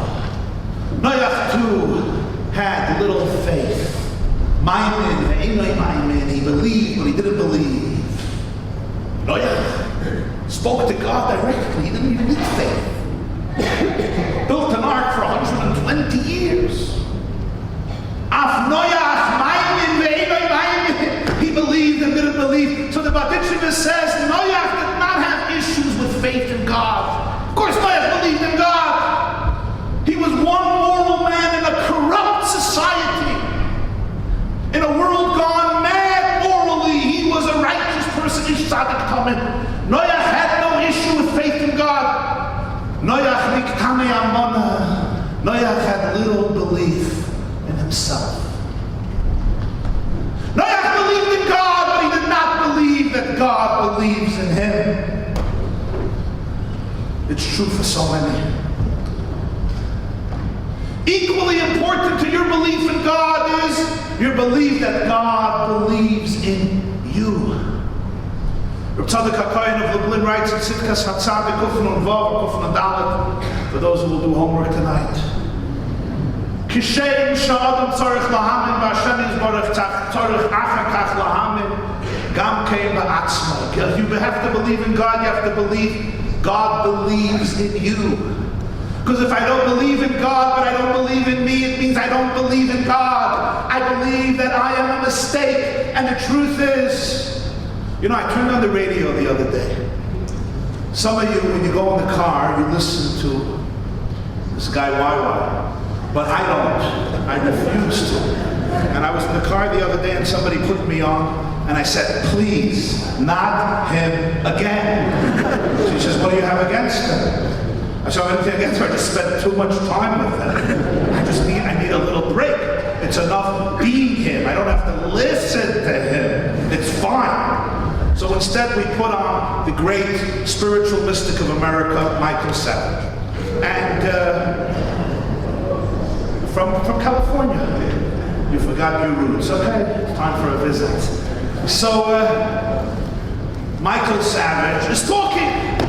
I kid you not. I put on the radio Michael Savage, and he says, somebody sent me this line. This is on 770 AM, not 770 Eastern Park Road. 770 AM, ABC talk show radio in New York. And Michael Savage is broadcasting from California. He's an Alta Yid, usually talks about what he ate last night for dinner, which is not Rabbi Landau's or Badatz's favorite foods, let's put it that way. So Michael Savage says, somebody sent me a line or a page or an article said by a man, and he says his name was Rabbi Menachem Mendel Schneerson, the Lubavitcher Rebbe. And I read it, and Michael Savage said, I'm reading this line, and I say to myself, only a man of God can say these words. So I put on the radio, I didn't want to hear shiurim, I put on the radio, so only a man of God can say these words. And this is what I call a wise person, not a smart person, a wise person. So I want to hear what's this line of Rabbi Menachem Mendel Schneerson that Savage says, only a man of God can say these words. And Michael Savage says to his, 5-10 million listeners, that the Lubavitcher Rebbe said that the day you were born is the day that God declared that the world is incomplete without you. The day you were born is the day that God declared not only you matter, but you're indispensable. This world is a broken place without you. He believed in God, but he didn't believe in his or her infinite potential to be an ambassador of God to change the world. That's why he didn't pray for the people. That's why he didn't influence the people.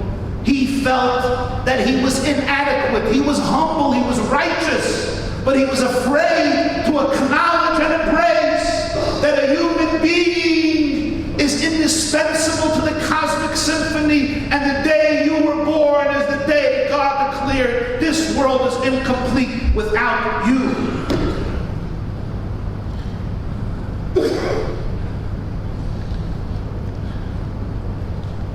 And you want to know something?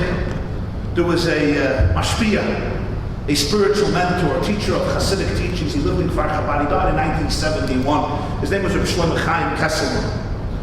And he used to conduct big fabrengens in Kfar Chabad, gatherings where people would come from all over the country, especially yeshiva boys. And he would inspire them, according to the teachings of the Baal Shem Tov and the students, about the infinite greatness and potential of every Jew. And somebody came to visit once, a very prominent person. He said that, he said, Rabbi Chaim, your approach is wrong. You should talk much more about Gehenna. You should talk much more about hell, about purgatory. You're saying too many nice things. You're too positive. People will take advantage from you. You sit down and you tell people, if you don't repent, you think Dante's furnace is bad? You know what God's barbecue looks like? There's mustard and sauerkraut, and he sautés you with barbecue sauces. And it makes a kodesh, mit a kinosse hillel, mit a pesach, mit a matzah, mit a murr. Scare the living daylights out of them. Tell them what's going to happen. That's how they'll do tshuva. Don't tell them about their infinite greatness. So the Chaim looked at him and said, I consider it.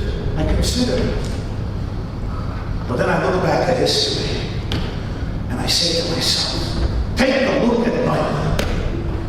Noah built an ark for 120 years. Why? What does Rashi say? Remember? He stood in the center of town. He stood in the center of town and he built this huge Titanic. Pun intended. The Titanic was also unsinkable. But it wasn't made by God, or by God's instruction. He built this huge, monstrous taker. Why? 120 years. Why?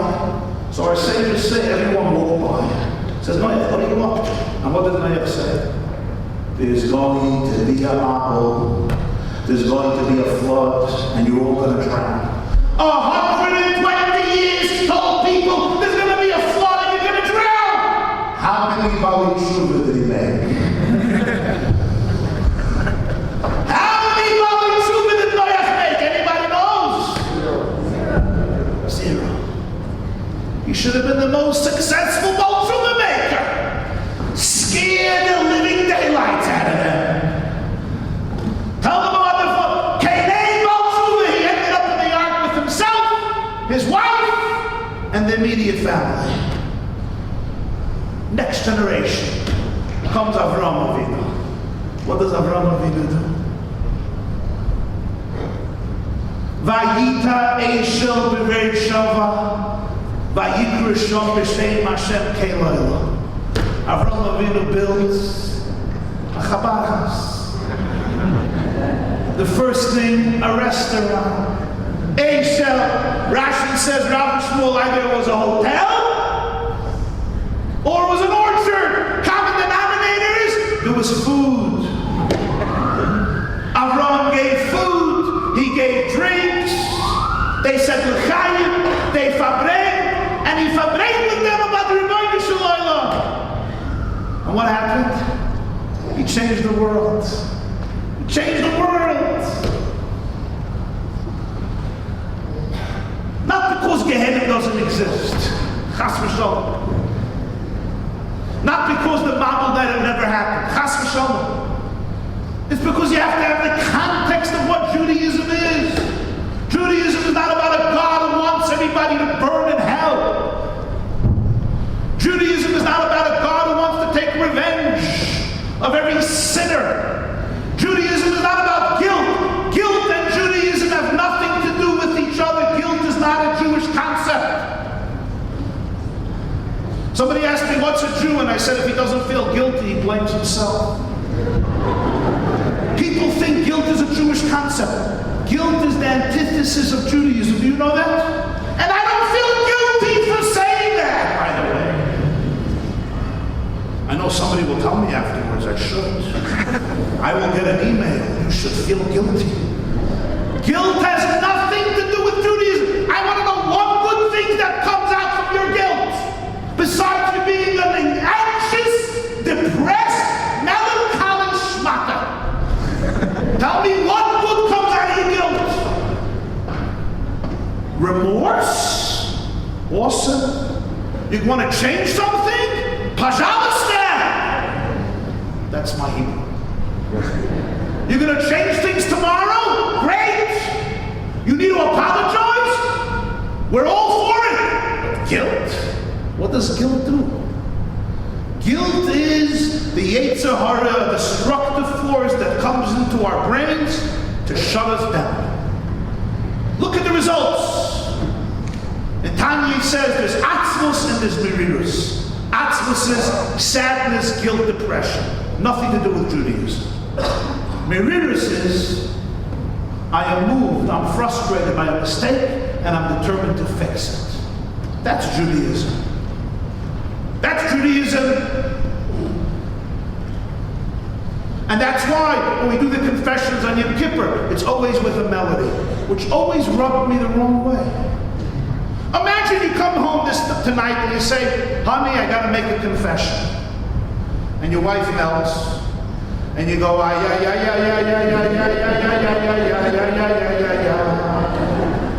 betrayed you.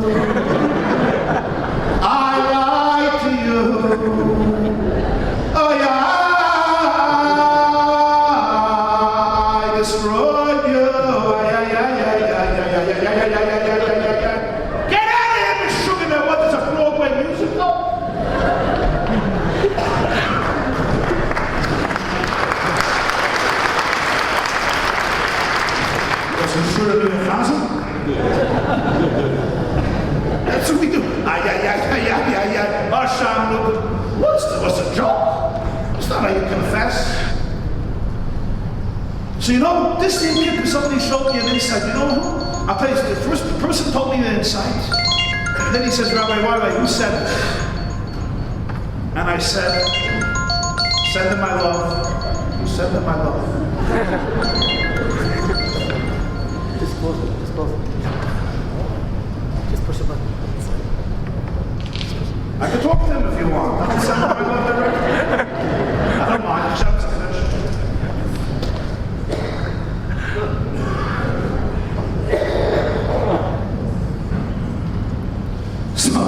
So he asks me, he says, who said this part? I said, I don't know, but it's a Chassidish part. You can hear, I said, it's a Chassidic insight. So he says, mistake, fail, X, the Tiferes Yisrael. Tiferes Yisrael was a Yekish Rav. He was one of the great German rabbis, Rabbi Yisrael Lipschitz. He wrote the commentary Yochanan of Boyaz HaMishnayos, Tiferes Yisrael. And he writes in Tractate Yuma, you can look it up, why do Jews sing the confession on Yom Kippur? You know what he says? And that's mamish, you know, he wouldn't expect to hear this from a German rabbi. This is more a Chassidish from the Baal Shem Tov school of thought. But this is from the Tiferes Yisrael, very different school of thought. But this is what he says, I kid you not. So the Gemara says in Tractate Yuma, page 86, that when a Jew does tshuva out of love, his or her sins are transformed into mitzvahs. It says when Jews get up Yom Kippur and they say Hashamnu, they're doing it out of love. So all the sins are mitzvahs. So of course you have to sing when you talk about your mitzvahs.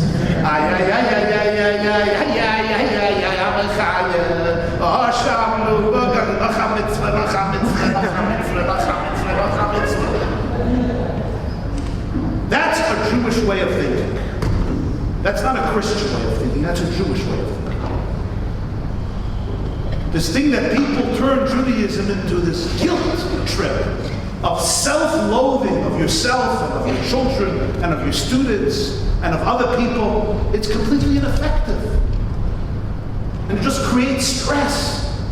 And for no reason. And that's the difference between Noach and Avram. And the argument still exists, especially in this holy city and in this holy land.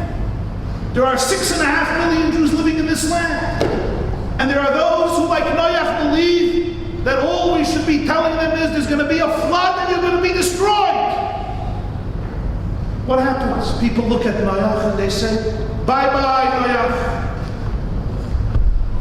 Avraham Avinu comes, goes over to a Jew, expresses love, camaraderie, appreciation, a lack of judgmentalism, and opens him or her up to the infinity and depth and love of Torah and of Yiddishkeit and of God and of the Jewish people and of the land of Israel, and Avraham changes the world.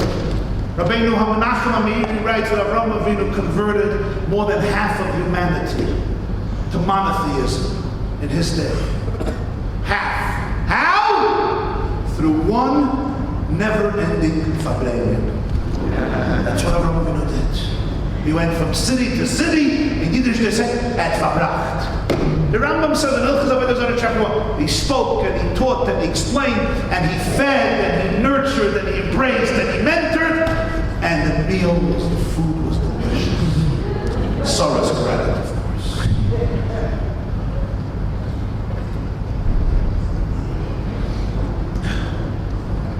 Then I understood. I never understood. From a little child, you come into shul, they're waiting for a minyan. So what do? Baruch atah Hashem Elokeinu melech haolam hamoitzi lechem min haaretz.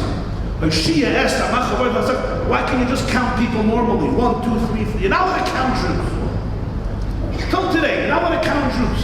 You ever seen a shul go, not 1, not 2, not 3. If you never saw it, it's a little strange thing. You're finding verses with 10 words to be able to figure out if they have a minyan. Just count them, for heaven's sake. But God told Moshe, don't count them. It can only be damaging. And King David made the famous mistake. How do you count Jews? Zayidnu. Everybody got to give. Why? What's the big deal of counting Jews? Why can't I just go 1, 2, 3, 4, 5? It's not how we count. How do you count? You count how many chairs in every row, then how many rows, then how many people were missing, and then you figure out how much you made that year. But you can't go 1 to why. The answer, my dear friend, is very simple and very profound. Why do countries take account? Why do we make a census? A census is traditionally always made to demonstrate power, strength, success. That's its purpose. The purpose of a count is to show and demonstrate our powers in numbers. A company has 3,000 employees, it's impressive. An army has 1.5 million troops. It's impressive. A country numbers 300 million citizens. That means there's a lot of manpower there. There's a lot of resources, there's a lot of energy there. Numbers equals power. And the master of the world, the Rabbi Shalom, knew that if Jews start counting themselves, what will happen? It will be the fastest road to depression and self-doubt. Because how many Jews are there in the world? Already Moses said, Ki atem hama'at mikol ha'amim, you're the smallest. Until today, this prophecy is true as I'm speaking. You have 2.7 billion Christians, 1.8 billion Muslims, 1.2 billion Chinese, as I'm speaking, another million or more. And we have 14 million Jews. We don't constitute even 1/4 of 1% of humanity. Listen to those words, not even 1/4 of 1% of humanity. The numbers of Jews is smaller than a statistical error on a Chinese census. Think about that. So when a Jew looks in the mirror, he or she could say, there's no hope for this people. So the Rabbi Shalom says, never count Jews. Zeh yitnu. You have to look at what they give. You have to look at their contribution to the world. Don't count them. Count what they give. Zeh yitnu. Look at what they contributed to humanity from the day they staged foot on the history, on the planet, on this planet. Zeh yitnu. Look at what they gave.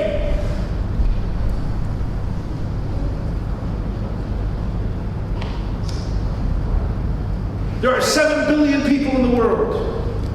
I don't know if you know, but around 3 billion people living today owe their lives to a Jew. One Jew. He lived in Germany. He came from Hasidic lineage. Then he became very secular, like most German Jews, to the other extreme. He won the Nobel Prize in 1918. His name was Fritz Haber. In 1909, Germany was hungry. He was a Jewish chemist. And he, as he put it, invented bread from the air.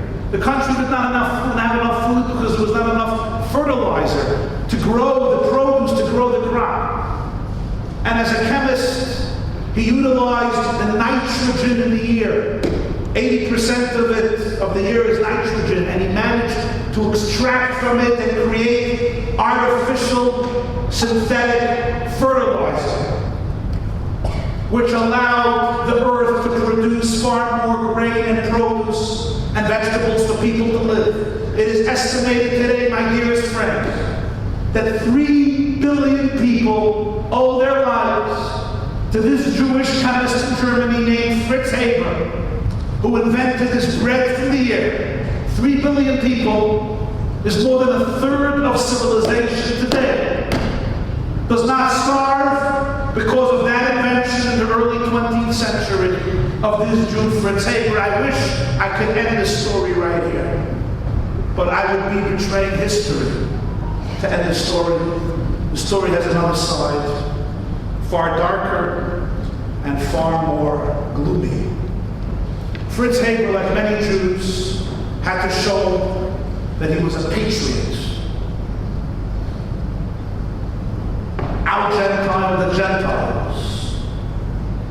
And therefore, in the midst of the First World War, during his research of discovering how to make artificial fertilizer, he also came across the ingredients to create what we would call today chemical warfare. And in 1915, he gave the German army the first opportunity to be able to send gas to their enemy in Ypres in Belgium, April 1915, where they gassed the foe. This was the first time in history that chemical warfare was employed during the war. It shocked the enemy, it took them by surprise. They did not expect it, they didn't know where it was coming from. Fritz Haber himself went to the front lines to observe this new phenomenon that he discovered. He came home that night. His wife, Clara, was a Jewish lady. She was the first woman to receive a PhD in Germany. She translated many of his works to English. She was a brilliant woman herself. And when she came home, she called him a murderer and a liar. She said, you took your great talent and your great blessing and you used it to gas the enemy. This is a betrayal of science. This is a betrayal of your work. They got into a huge fight. And the argument continued. Fritz Haber, as usual, took a sleeping pill or a few, and their son, Herman, who was around bar mitzvah age, 12 or 13, heard this large, terrifying sound. He jumped out of bed, he ran out to the garden, and he saw that his mother shot herself with her husband's revolver. He caught his mother in his arms, where she died, right there in the middle of the night, in their garden, in front of their young boy. Some people are strange and have their priorities somewhat mixed up. The next day, he was back at the front. The war ended. He decided if he could make bread out of beer, he could make gold out of war. He could make gold out of it, he could find gold to help Germany recover, but that didn't help. He went on to work in the Berlin Scientific Institute under the Kaiser, and after the war, he developed a pesticide for insects, for killing insects. And then in 1934, he walks into his office one day, and there's a sign on the door, the Jew Haber is not welcome here anymore. At that point, Hitler became the Führer of Germany, and Jews who were in leading positions in science, music, university positions were all dethroned and fired, and Haber's office was taken over by the Gestapo. Chaim Weizmann, who was then one of the leaders of the Zionist movement, offered him to come to Palestine, but of course to come to Israel to lead what today is known as the Weizmann Institute, because a future in Germany he didn't have. He agreed. He left Germany, he stayed in a hotel in Basel, in Switzerland, on the way to the Holy Land. He died there at the age of 65, 1934, at night in the hotel. He was cremated. The Gestapo took over his office. They found all of his ingredients, all of his discoveries, all of his work, including the gas that he developed through years and years of research. He changed the name. The name became Cyclone B. It was the last day that 6 million Jews, including Fritz Haber's children, relatives, friends, breathed in during those hellish Holocaust years. His son Herman managed to escape to America, but at the end of the Holocaust, the trauma of watching his mother's death that night in 1915 and hearing what happened with his father's gas was too much, and he took his own life as well. When I came across the story the first time, I thought to myself, wow, here is one Jew that most people never heard of before tonight, Rechavia. 3 billion people owe their lives to him today. 3 billion people. And the same Jew, of course unwillingly and inadvertently, is the one who provided Nazi Germany with that gas that murdered a third of our people in Eastern Europe.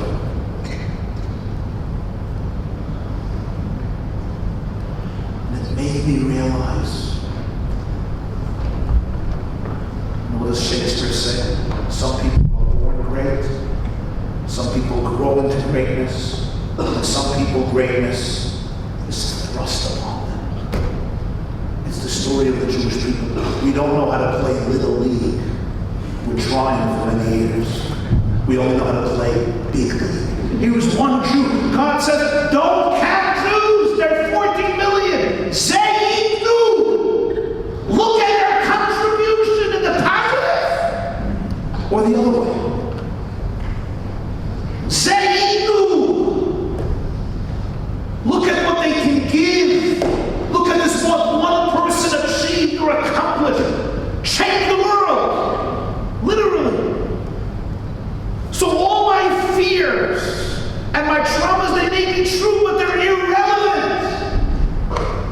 And that moment when Yaakov's name was changed to Yisrael, the Rashbam is teaching us, the angel said, don't run away from your destiny. Don't run away from your mission. Never doubt the infinite potential that there is, that infinite greatness. Never tell yourself, who am I? Who are you? You are destined to live a full, beautiful life. God wants you to be successful, happy, wholesome, inspired, an ambassador of love and light. You do not help anybody else by shrinking your light. You don't help other people feel more secure by you becoming insecure. It's the other way around. The more you shine your light, the more you inspire us to shine our light. The more I shine my light, the more you like to shine. Never stop and hesitate from shining your light in the most powerful and deep way possible. Come back to the Svaselas, remember? You thought I forgot over there. Miktana Yamani, you didn't know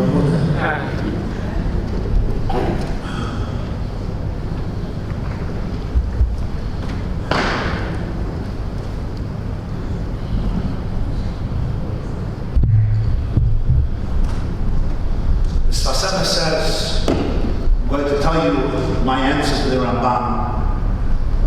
Why did God choose Avraham? He said, Lech lecha, go.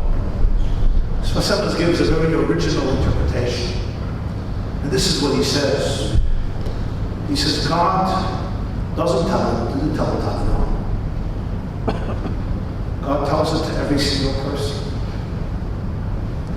Hashem tells it to every single person.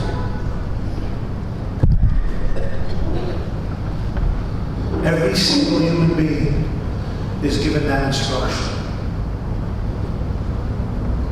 Why he chose Avraham? He didn't choose Avraham, he tells it to every single person. So what happened? So Svaselas says, Avraham Avinu was the only one who heard it. He heard it. He listened to it. He took it to heart. And he changed his life based on it. And he changed history based on it. So you say, what was unique about Avraham Avinu before? There's no story. That's exactly the point. God tells it to everybody.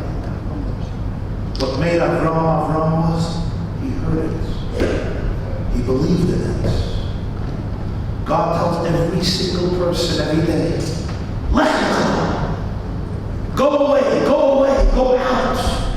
Go out of your stories, go out of your traumas, go out of your fears, those that are created by your country, by your birthplace, by the home of your parents. We all tell ourselves stories about who we are and who we are not. We all have voices that function in our brain constantly. Watch those voices, but God says, no, lech lecha. I want you to go to you. Who are you? You're a piece of infinity. You're a powerhouse. You're God's child. You're an ambassador of Hashem in this world. You are bigger than all your pain. You're bigger than all your trauma. You say, no. You know who I am? Do you know the abuse I endured? Do you know what happened to me when I was 6? Do you know what happened to me when I was 11? Do you know what happened to me when I was 16? Do you know what my therapist says about me? You know what my wife says about me? You know what my mother-in-law says about me? And most importantly, you know what I say about me? They say there was this fellow who had a lot of issues with confidence and self-esteem and identity. And he went to this big therapist. His name was Plotkin, Dr. Plotkin. And Plotkin says, you know, I'm different than everybody else. They'll keep you here for 3 years. I keep you here once for 5 hours. I charge you $8,000, but then you're done. Good, sounds good. He's there a whole day, pays him the $8,000. What's my diagnosis? Says your diagnosis is you really have no self-confidence. He says, really? That's why I paid $8,000? I want to know the reason I don't have self-confidence. The doctor says, well, it's not unlikely for a loser. That voice that people have and that God is challenging, lech lecha. I want you to go to the lecha that is pre all these stories, pre all these narratives, pre all these convictions of who you could be and who you can't be, of how limited you are, of how difficult your life must be, of how certain things are impossible, how you're incompetent. There may be challenges, there may be struggles, there may be issues you have to confront, but the choice is, are you bigger than them or are they bigger than you? Do they define you or do you define them? Do I put my trauma in context of my infinity, or does my trauma put me in context of itself? Do I put my trauma in the context of my infinity, or does the trauma put me in its context that I become its living, breathing slave? So the first commandment of the first Jew is lech. You need to go away. To where? Lecha. To that infinite core.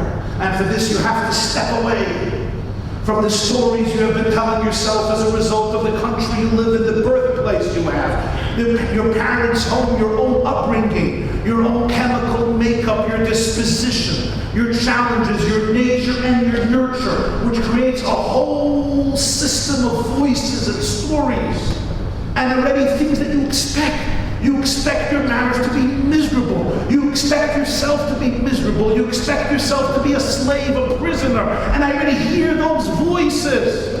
Observe them. Don't let them become you. The Tanya always says, thoughts are garments.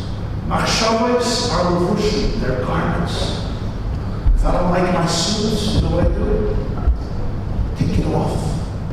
And if I can't take it off because I'm in the middle of a speech, I keep it on, but I know that it's not me. Thoughts are not you. Thoughts are your garments. Notice them, observe them, we wear them. We can take them off. And even if they're dirty and tarnished and tainted, I may not be able to get rid of them, but they are not me. Observe your thoughts. Don't become victims of your thoughts. Observe what is happening in your brain. Observe the guilt. Observe the obsession. Observe where your mind is taking you. My Yetzer Hara will take me to crazy places to demoralize me. And I allow it to reign. By instinct, I give it free reign. But no, lech lecha, observe it. You're bigger than it. You're part of infinity. You're larger than it. Watch it. And then make the choices you have to make. Don't allow those thoughts to become the sole masters of your identity, of your reality. What made Avraham Avinu the first Jew? He's the one who heard the voice of God above all the static in life. There's so much static. But he heard the voice. Lech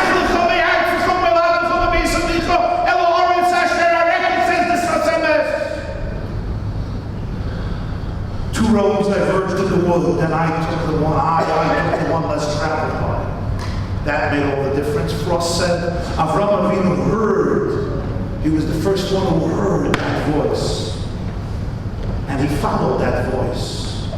And that made all the difference. God says this to everybody constantly.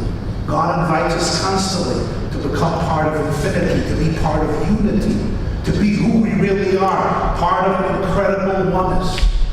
The question is, can I hear that voice more powerful than all of the other voices that are telling me completely different messages about who I am and who I am not? So my dearest friends,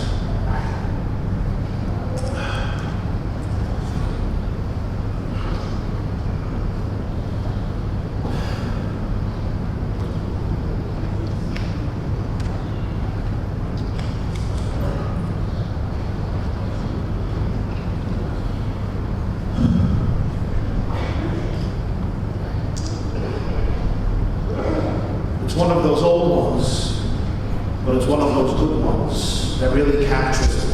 Thank you.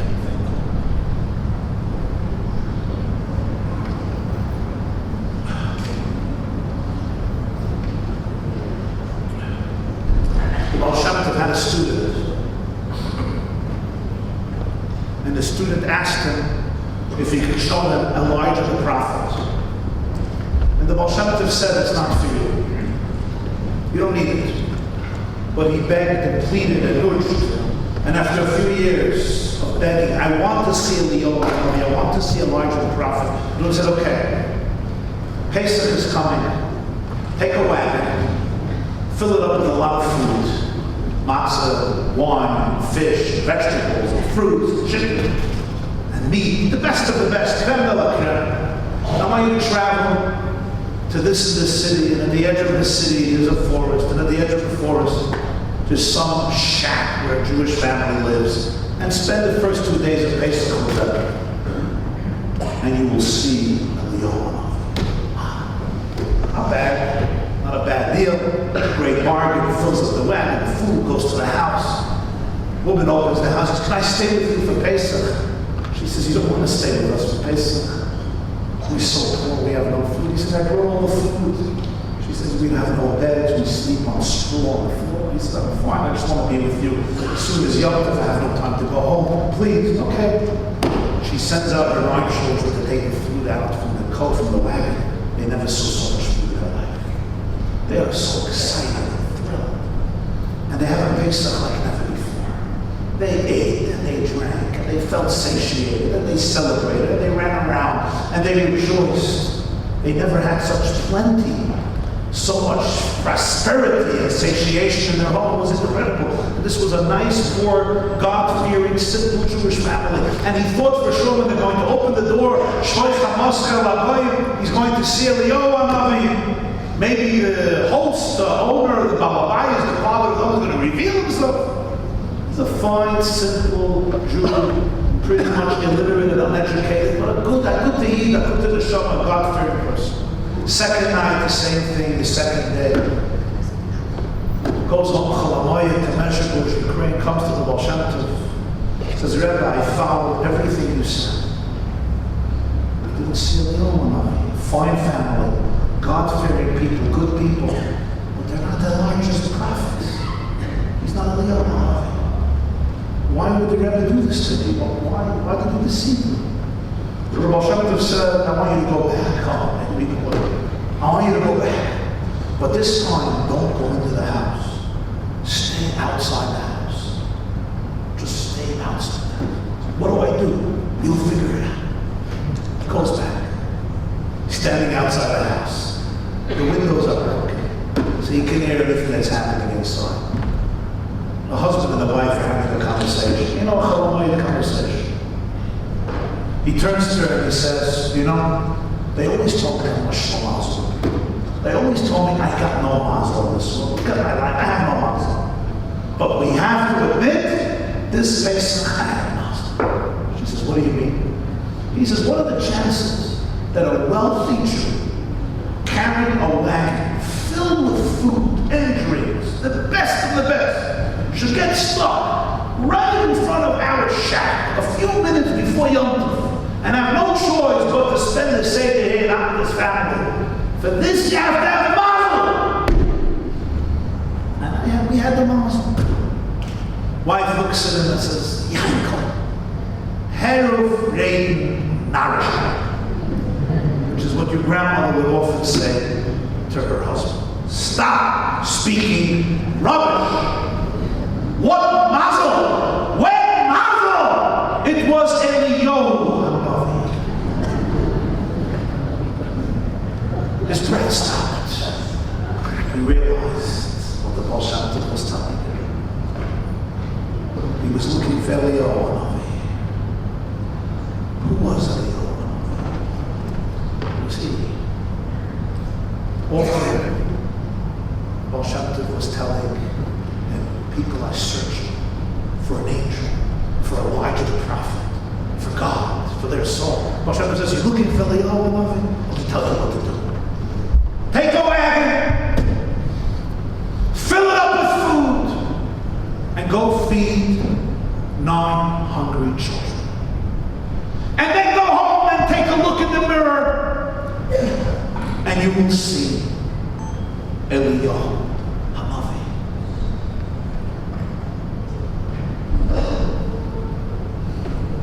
And this is the mistake that God was teaching Moshe, Yaakov, and Yoina not to do, and it's the mistake that we have to learn not to do. You look at yourself and you say, who am I to live an extraordinary life? And the answer, my dear friends, is the question may be true, but irrelevant. Leaders are not always born leaders. You lead and you become a leader. Parents are not born parents. You parent, you make mistakes, and you become a parent. Writers become writers when they write. Teachers become teachers when they teach. Ambassadors, leaders of love become ambassadors of love when they love. Don't wait to become Eliyahu Hanavi. Too many voices against it. Fill up the wagon and feed 9 children. Look in the mirror, and you'll see Eliyahu Hanavi. I could look in the mirror and see Elijah the prophet. I could look in the mirror and see the devil. Both are very true. It only depends what I do with the voice. If I see the devil, and that's how I behave, that's who I am. And if I see Elijah the prophet, and that's how I behave, that's who I become. There was a night before a bris. The rabbi was learning 3 o'clock in the morning. A couple comes into the rabbi and says, Rabbi, an emergency. What? We're making a bris tomorrow. Mazel tov. We have a war in the house. What's the war? The name of the baby. What does the father want? Moshe. What does the mother want? Moshe. Classic Jewish war. What's the war? She says Moshe for my father. He says Moshe for his father. Rabbi says, I have a brilliant idea. Do Moshe for both fathers. She says, no way. My father was a mensch. My father-in-law was a lowlife. He was despicable. He was abominable. He was codependent. He was an addict. He was a Mashiach, a Draper. He was a Rosh Merusha, a Mashiach, a Matua, a Menubo, and a Kaps and Farak.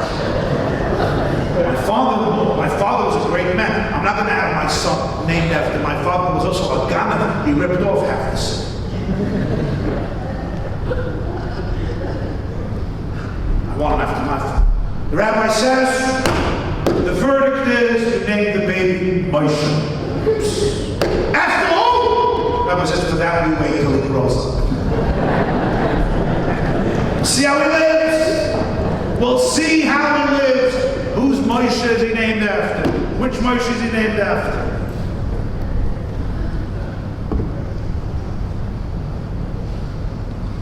One of the best Jewish anecdotes, in my opinion, is the baby camel that turns to her mother and says, why do we have 3 ugly-toed feet? She said, because we're not lazy animals. We don't sit and eat grass all day. We march thousands of miles. We trek through the deserts. We need sturdy feet. She says, what about these ugly eyelashes? You go to the Sahara Desert, there are windstorms. Mother Nature protects us from the windstorms with these vibrations. What about these weird humps? It's so hard for a shidduch, these weird humps we have in our back. Why can't it just be nice, flat hands? You think there's food in the Sahara? There's no food, there's no water. We are the only mammal that can go weeks without water, without food, because of the humps. The fat reserve in the humps dissolves and it feeds us, but it hydrates us. I get it. 3 ugly toned feet to march thousands of miles in the desert. Eyelashes to march thousands of miles in the desert. Humps to march thousands of miles in the desert. So, Mommy, I have one fourth question. If this is the case, what in the world are we doing? Locked up in a cage in the zoo. This was the question God asked Avram when he said, Lech Lecha. What am I doing? What are you doing locked up in a cage in the zoo? When you realize who you are, what you're capable of, what your potential is, what your mission is, why do we allow ourselves to be locked up in a cage in the zoo? Hareini esmarayich, hashmiini eskoilech, ki koilech orev, umarech nava. The Song of Songs says. It's God's cry to every soul. Show me your countenance, let me hear your voice, because your voice is pleasant, sweet, and your countenance is gorgeous. Never again allow yourself to say in your life, who am I? To be God's ambassador in this world, to change the world. Who am I to be happy, successful? Who am I to be gorgeous, complete, a leader? Who am I? Remember that promise, you are a chelik elekami mal. Never ask yourself, why do I deserve to live a life of Rachav Yudke, aka as Rechavia? Why do I deserve to live a life of Rechavia, of broadness? Yitzchak calls that last well, Rechavia, ki hirchiv Hashem lanu farinu ba'aretz. I have to be fakvetch, fahat. What do you mean, Rachav Yudke? You are the manifestation of God's light in the world.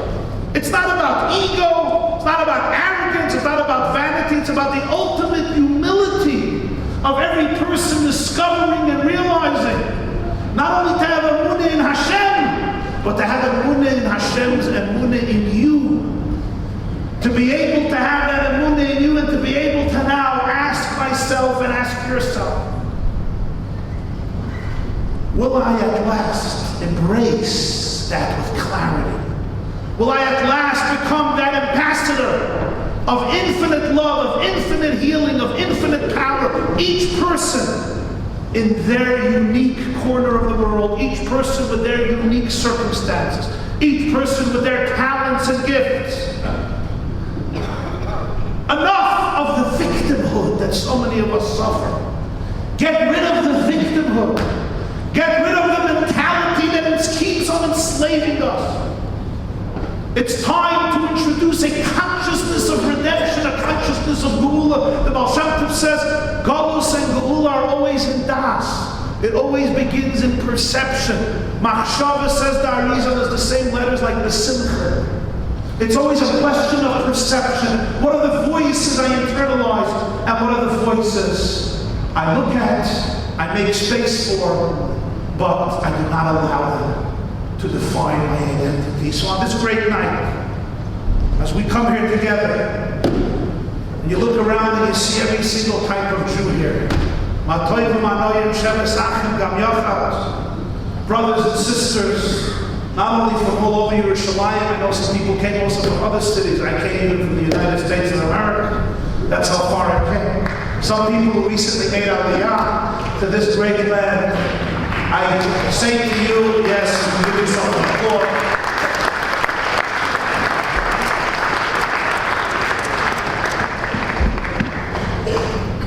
May you, Rabbi Goldberg, and Chabad of Rechavia go from strength to strength. May Chayil El Chayil until the great moment of Yeroah El Elohim B'Tzion with the greatest Harchava of Rechavia and Heir B'Yameinu. Amen. Thank you so much.